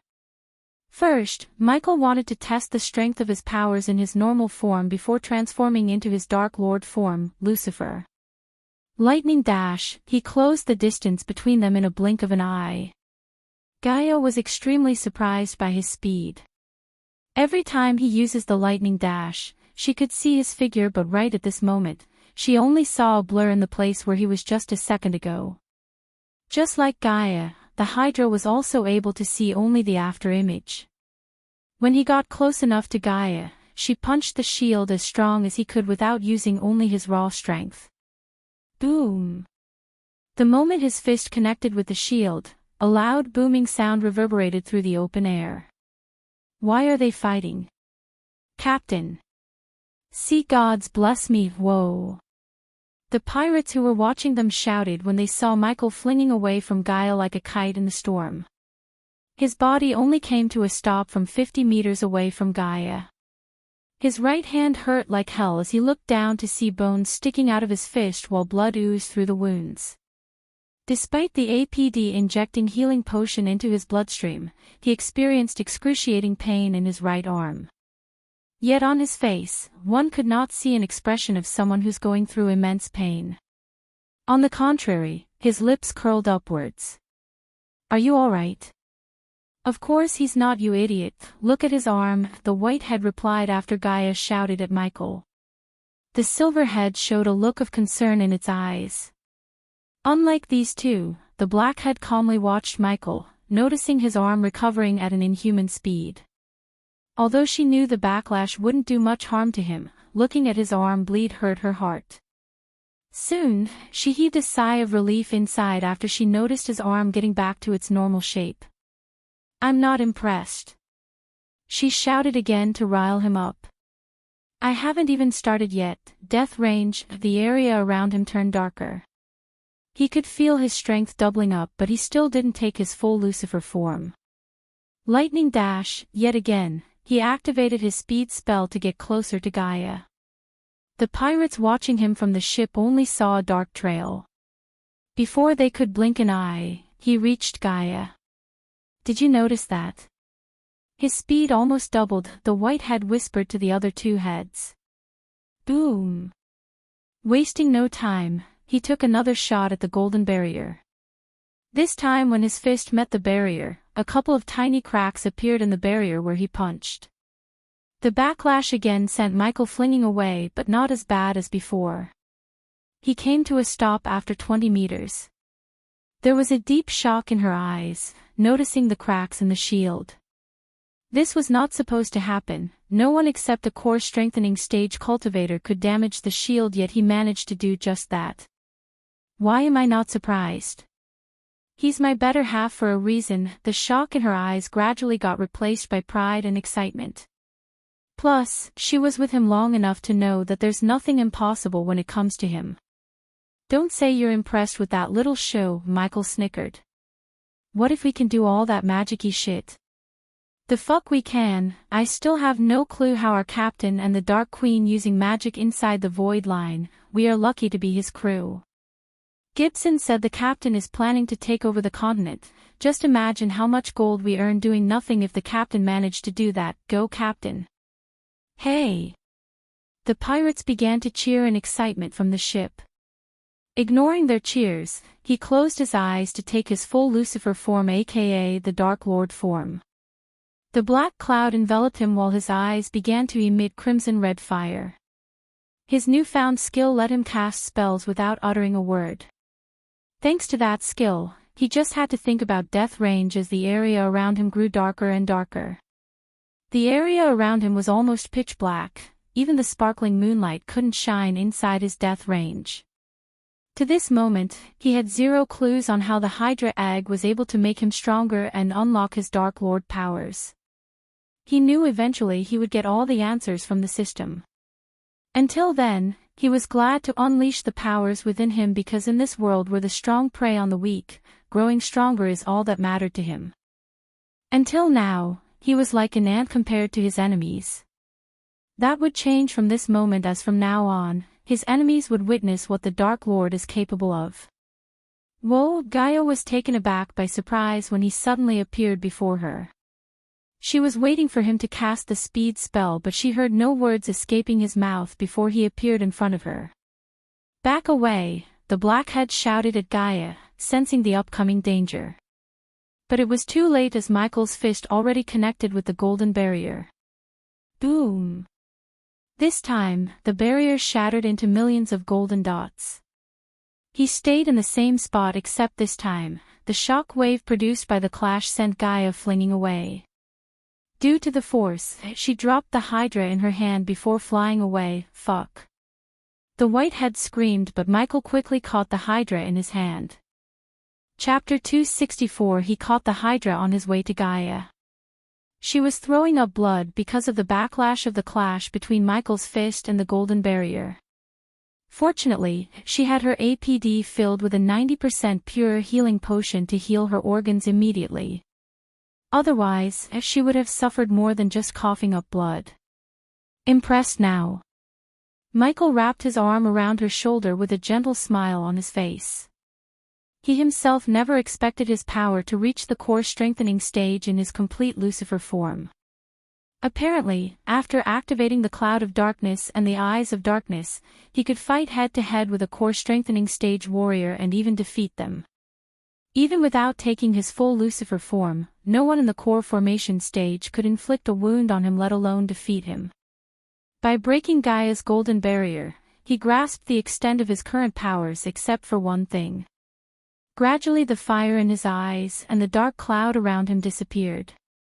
"When did you bastard reach the core strengthening stage?" she said, spitting out the remaining blood in her mouth. "I didn't. It's just my full Lucifer form temporarily boosting my power to core strengthening stage." After wiping off the blood on the corner of her lips, she gave him a friendly punch in the gut. "Give them to, you have enough op stuff as it is." She swooped the Hydra off of his hand. "Don't you think we should name them?" Michael asked.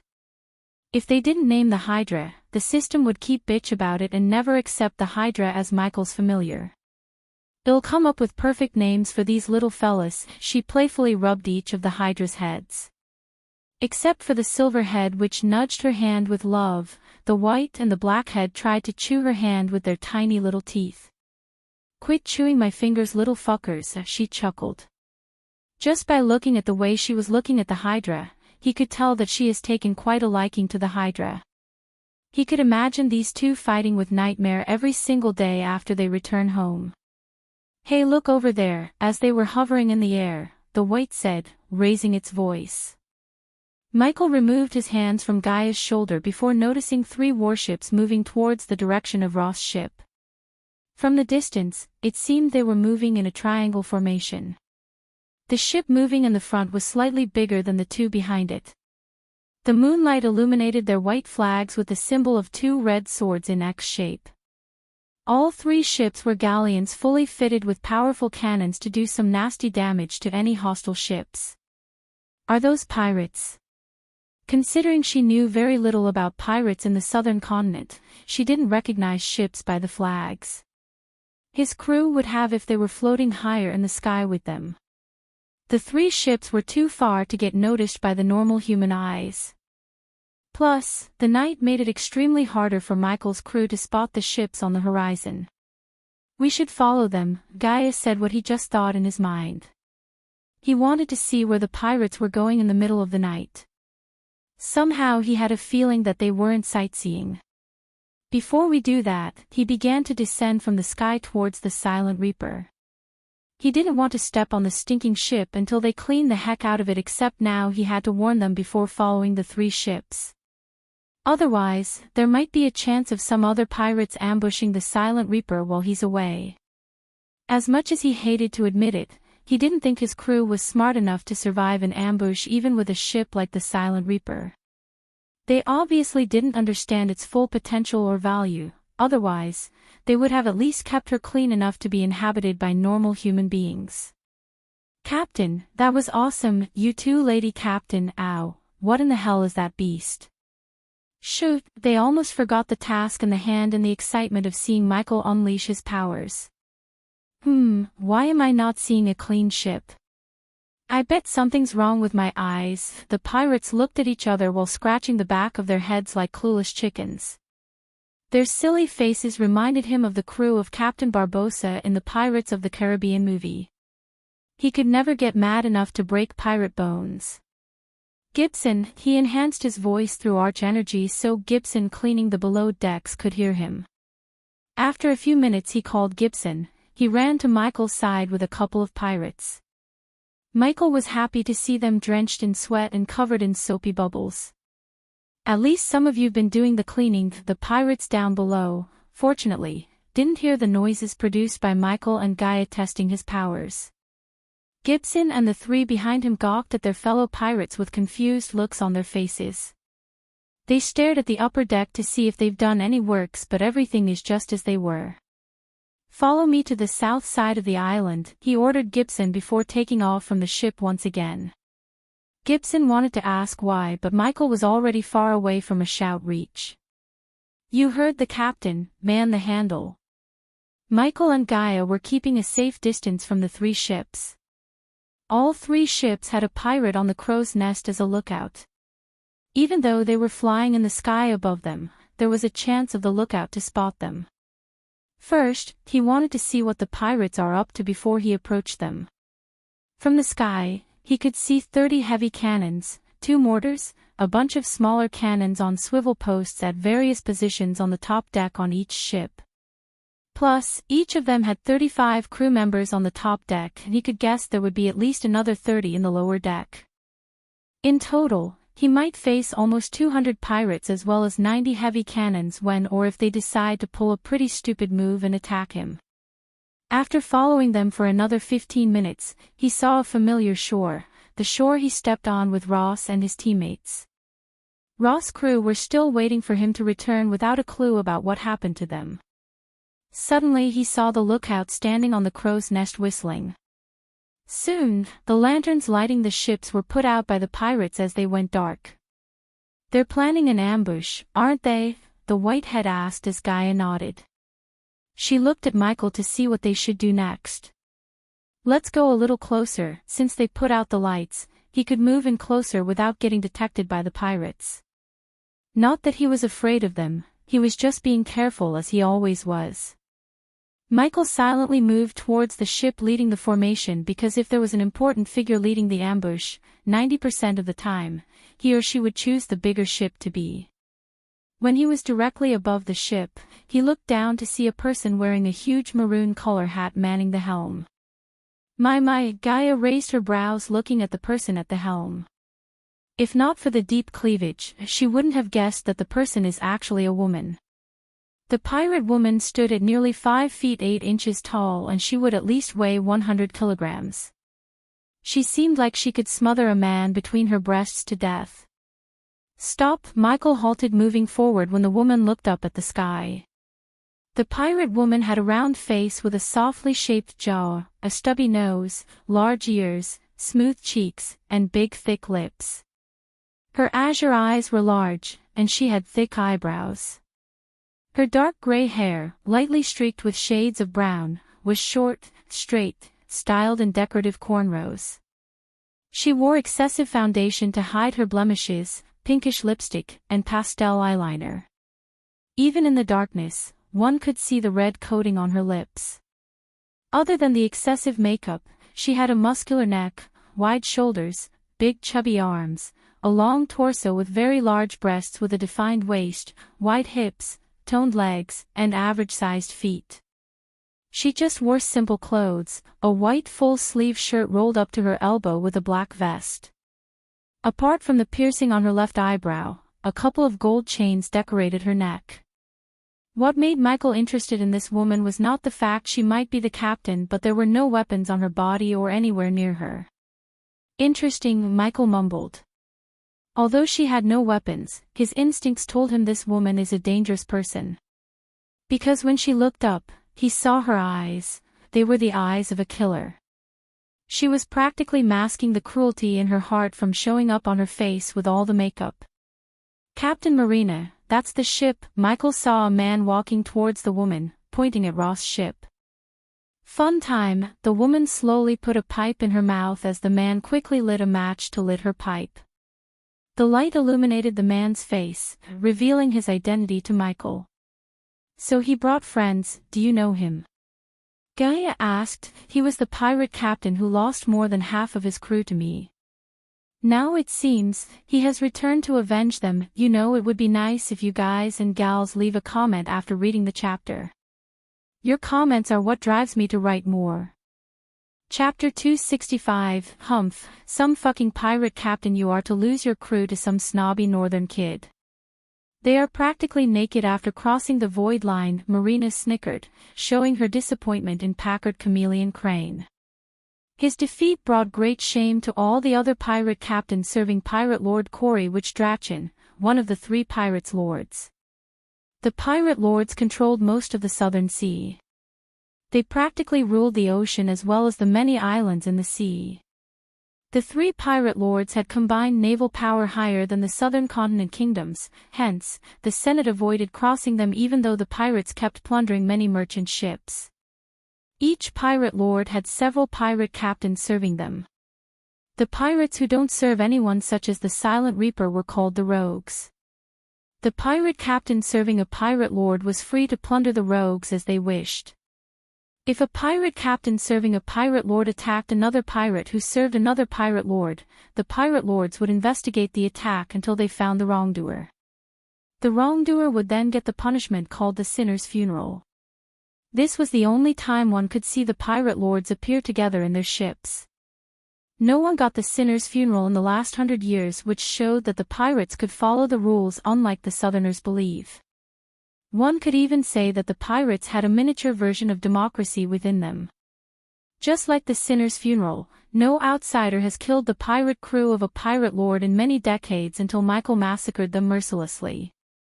Which was the reason Marina appeared to avenge the crew under the orders of Pirate Lord Corey.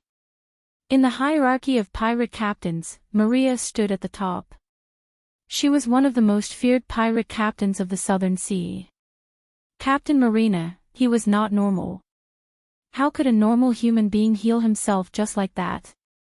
Packard had been blabbering, running his mouth about Michael's healing ability to everyone on the Witch Island. The matter even reached the ears of Corey herself. To see if Packard's been telling the truth, Corey ordered Marina to capture Michael alive. "Let's see if he can heal like you said when I'm done with him." She crunched her knuckles with an evil smile on her face. Something sparkled in her eyes. "Is this gonna be another disappointment?" Marina asked herself. They were sailing towards Ross's ship without an idea of Michael following them from above. "Remember our task at hand, maggots, we want the one called David alive. The rest of them could go to hell, Captain." The muffled cries of Marina's pirates reverberated the ship. The pirates quickly moved towards their posts to start the ambush. The 3 galleons began to circle Ross's ship. They were going to flank the ship in a triangle shape. "Don't kill them." Michael glanced at the 2 ships in the near distance, telling Gaia to take care of them. "You sure you don't want me to kill them?" "It's no fun," she pouted before flying towards the 2 ships. For a few moments, he just kept hovering over Marina's ship before slowly descending from the sky. "Ha! What is that?" The pirate standing on the crow's nest noticed a black figure moving towards them. He couldn't clearly identify the object due to the darkness. "A ghost?" The pirate's hands shivered as he slowly reached for the lantern hanging on the wooden pole. He wanted to light the lantern to see the object in light. But before he could light the lantern, the object got too close to the ship. Since the pirates firmly believe in superstitious things, the first thing that came to his mind is the ghost. "Ghost!" The pirate screamed until his throat hurt. Immediately Marina's gaze turned towards the crow's nest. The word ghost made the other pirates shudder in fear. Intruder. When Michael landed on the deck, they could see that they weren't dealing with a ghost but another human being. "Are you looking for me?" They only heard his voice. The night's darkness prevented them from clearly seeing his face. But that changed when Michael conjured his green alchemy flames in his hand. The green flames were bright enough to light up the entire ship. "It's him." Packard pointed his finger at Michael, screaming frantically because of the sudden fear he just experienced. How did he?" "Fire? What kind of fire is that? Where did he come from?" Many questions were running through their heads after seeing him suddenly appear on the deck before them. Marina left the helm while a pirate in her ship lit a lantern to signal the other 2 ships to stop. Well, I'll be honest. I have no idea how did you manage to come here, but I'd say this, you have some balls, too." Actually, Marina saw no fear on his face. He leaned on the wooden pole leisurely while the green flames somehow hovered beside him, lighting the ship jade green. Even from standing 10 meters away from him, she could feel the heat being emitted by the orb of jade green fire. Marina slowly walked down the stairs adjusting her shirt. The pirates slowly reached for their cutlasses before unsheathing them. Michael still remained calm because no matter how many cutlasses or crews they have, he could defeat them with a couple of wind blasts. He was curious about what Marina could do. The pirates looked so afraid of her, and Michael wanted to know why they are for a woman without any weapons. "I've been hearing some weird things about you, kid." It seemed some of them might actually be true. Just like Marina saw no fear on Michael's face, he too saw no fear on her face, which surprised Michael. "I bet that armor of yours will fetch us a nice amount of gold. After all, that's the least you can do for us for dragging me this far. Didn't he say I literally crushed his crew to death?" A hint of fear emerged in Packard's eyes when Michael said that. He also noticed some pirates clenching their teeth in anger. He figured that there might be some relatives among the pirates he killed. "You're not going to fight them, you're going to fight me," she crunched her knuckles.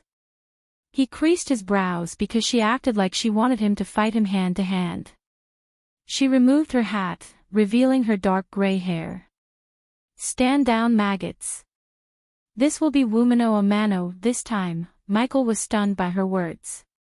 As far as he could tell, she's either stupid or extremely confident in her fighting ability. Either way, he decided to agree with the woman's bizarre decision. The pirates immediately lowered their weapons as an evil grin appeared on Packard's face. "What makes you think you can beat me?" Michael asked, smiling at her. Boom. Instead of answering Michael, she just punched the sail pole beside her. Her fist obliterated the wooden pole into blisters as the entire ship trembled. The sailcloth flew into the water, leaving the ship with one less sail. Yet again Michael was stunned by this woman. It was impossible for a normal human being to possess such strength unless she's not normal. At this moment, his curiosity reached a new peak. He focused his gaze on this woman, but as expected, there wasn't a single trace of arch energy in her body. System, scan her body. I want to know how she managed to destroy the pole with a single punch. 2,000 badass points required to scan her. Take it, it will take 15 minutes. So I have 15 minutes to play with her. The pirates moved away to make a space in the middle of the ship. He's dead, here we go. It has been so long since we saw Captain beat the shit out of someone. I don't know, man. Everything about him rubs me in the wrong way. The pirates began to chit-chat while Michael walked towards the center. The woman snapped her fingers as the pirates lit all the lanterns they previously put out. Michael's alchemy fires vanished into thin air, surprising many pirates. What's going on there? I'm done with one ship, get it done. I'm gonna play for a while. Who are you talking to? You'll know soon. Now shall we start? Michael cracked his neck waiting for Marina to make her first move. Standing on the opposite side, she moved one leg behind, raising her fist like a boxer. Whoosh! The very next moment, she dashed at him with extreme speed. He slightly moved his body, evading her fist. Although he evaded her punch, her speed stunned him. For a big woman, she was very agile and fast. With a swift twist, she turned her body before throwing a punch at him again. This time Michael didn't evade her punch but raised his palm. Boom! The moment Michael's palm and her big fist clashed, it produced a loud booming sound. The force of the clash sent both of them sliding backward. Michael's hand felt numb after stopping her punch. For a moment, his brain thought he was being hit by a raging bull. You're still in one piece, she sounded surprised. That's all you got. Michael wanted to see the full extent of her strength, so he riled her up. If Southerners could not cultivate, how was she this strong? That was the question running in his mind. She dashed forward again, but this time, she was rapidly throwing punches and kicks at him. If it was before he learned the new fighting technique from Gaia and trained himself like hell, Marina might have landed some blows to him. Since that was not the case anymore, he evaded and dodged every single punch and kick of Marina. He felt like dancing with her while the other pirates stared at them in utter shock. As time went by, their fighting area expanded to the entire ship. She began to scream like an enraged beast as Michael felt her strength growing exponentially. Good, let it all out. Chapter 266. Even after she went berserk, Marina was unable to hit him at least once. While dodging and evading her punches, the two of them reached the ship's front corner.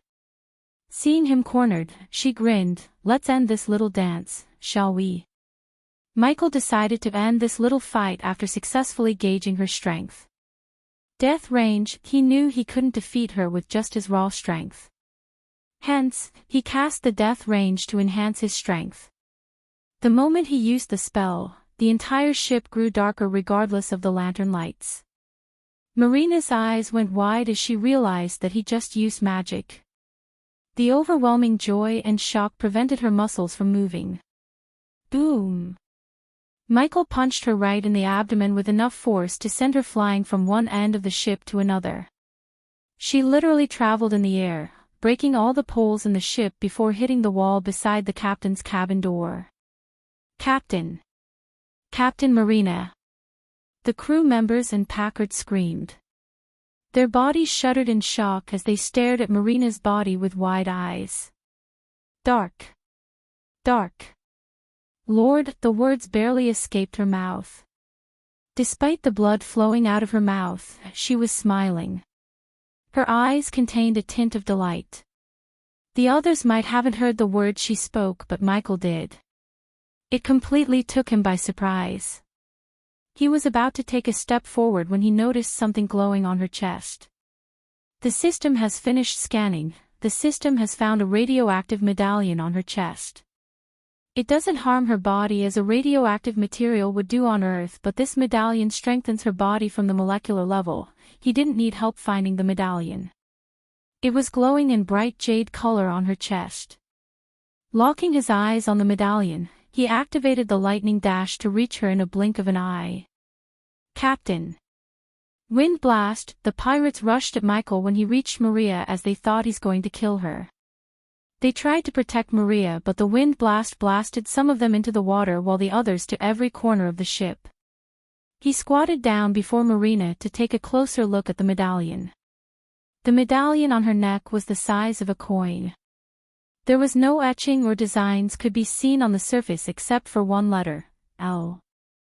First, he used it to spread the name of Lucifer by leaving an L mark on the crime scenes, then he realized the Order of the Death has been using the symbol way before he was even born as the symbol was everywhere in the abyssal and now, he saw the same symbol once again on the medallion.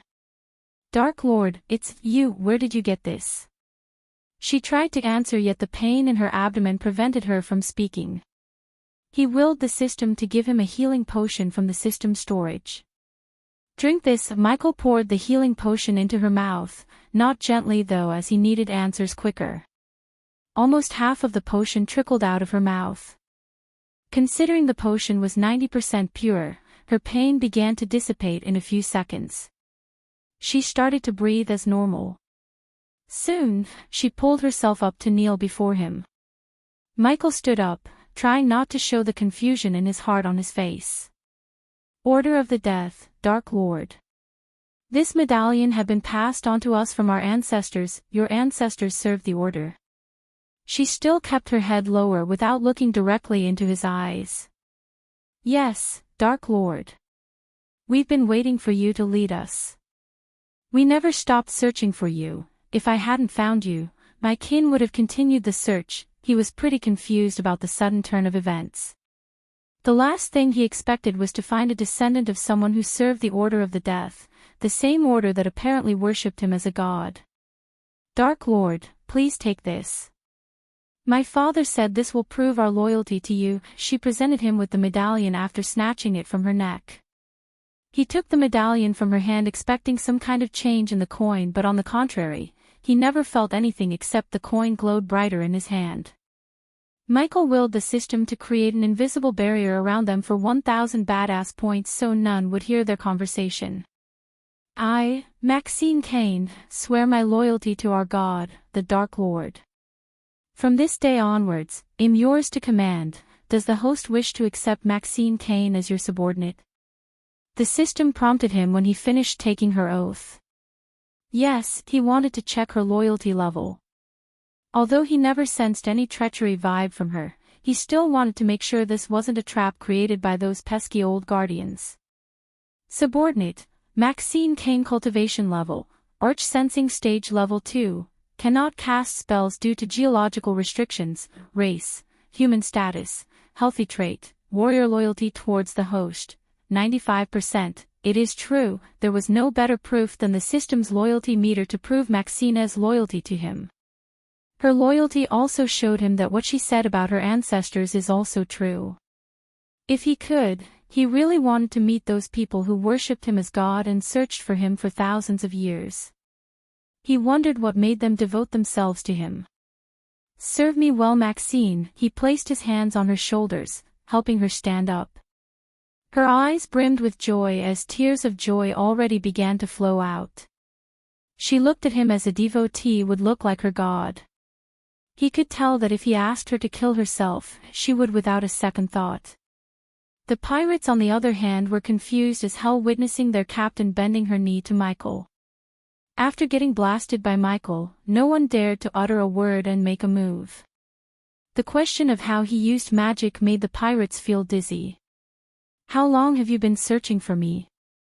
Ever since I was old enough to walk, Dark Lord. My father always said that the Dark Lord will lead this world to a better age. Your father is correct. Where is he now? The smile on her face gradually faded away. He died of old age, Dark Lord, he sighed inside. If the old man was still alive, he could have answered some of his questions about the Order and their secrets. Still, Michael was glad that he found another loyal subordinate. Do you know anyone else from the Order? If Maxine, a descendant of the Order, was alive and still loyal to him, he wanted to see if there are more descendants like her. No, Dark Lord. My father said after the Supreme Guardian destroyed the Order, only a few survived and escaped. According to my father, those who escaped went dark. It was the right decision. Otherwise, the Guardians would have found them and finished what they started. However, if you're here, we cannot say for sure there are no other descendants alive. The only question is, do they know who they are? Even if he were to find them, he wouldn't force the descendants to serve him if they were unwilling. After all, he wasn't a slave master and those descendants weren't his slaves. However, if there was a chance that those descendants were still searching for him like Maxine, he had to find them. He would rather have a few loyal subordinates than a bunch of unloyal powerful people as his subordinates. Although Maxine would not stand a chance against cultivators, he had the system to change that. If he couldn't make a southerner powerful enough to face a cultivator, he wouldn't have come to the southern continent as there was no point in building an army that could be destroyed by a couple of cultivators. I assume your father told you that you cannot serve two lords. You're the only one I serve, Dark Lord. I was using Pirate Lord Corey's resources to locate you. Did you search for me in the other continents too? Yet again she shook her head. We believe that only the Dark Lord could break the cultivation restriction and use magic inside the void line. My father always said it'd be easier to find you here than in any other continent. Your father sounds like a great man. Michael genuinely praised her father. If they were to search for him anywhere but here, it would be like searching for a needle in a haystack. It was a different story in the southern continent as her father believed. He was the only one who could use and make others use arch energy inside the void line. I would like to meet Pirate Lord Corey. It'd be my honor to take you to Corey with me, Dark Lord. I just hope we didn't damage the ship too much. She scratched the back of her head with an embarrassed look on her face. It's okay, well use my ship. She looked around to see any new ships. Gibson, you can come out. Michael talked with Gibson through the earpiece. She was confused, wondering who he was talking to. Soon, Maxine felt a tremble under her feet as the sea around them rippled violently. Whoosh! Her eyes almost bulged out when a ship emerged from the sea suddenly before their eyes. Compared to the Silent Reaper, Maxine's ship looked tiny. The ship's look itself intimidated the pirates. Michael slowly ascended to the air. Meet my ship, the Silent Reaper, Maxine. You're tuning into the Path of the True Immortal YouTube channel. Don't forget to subscribe and join us on this journey to catch the most captivating stories.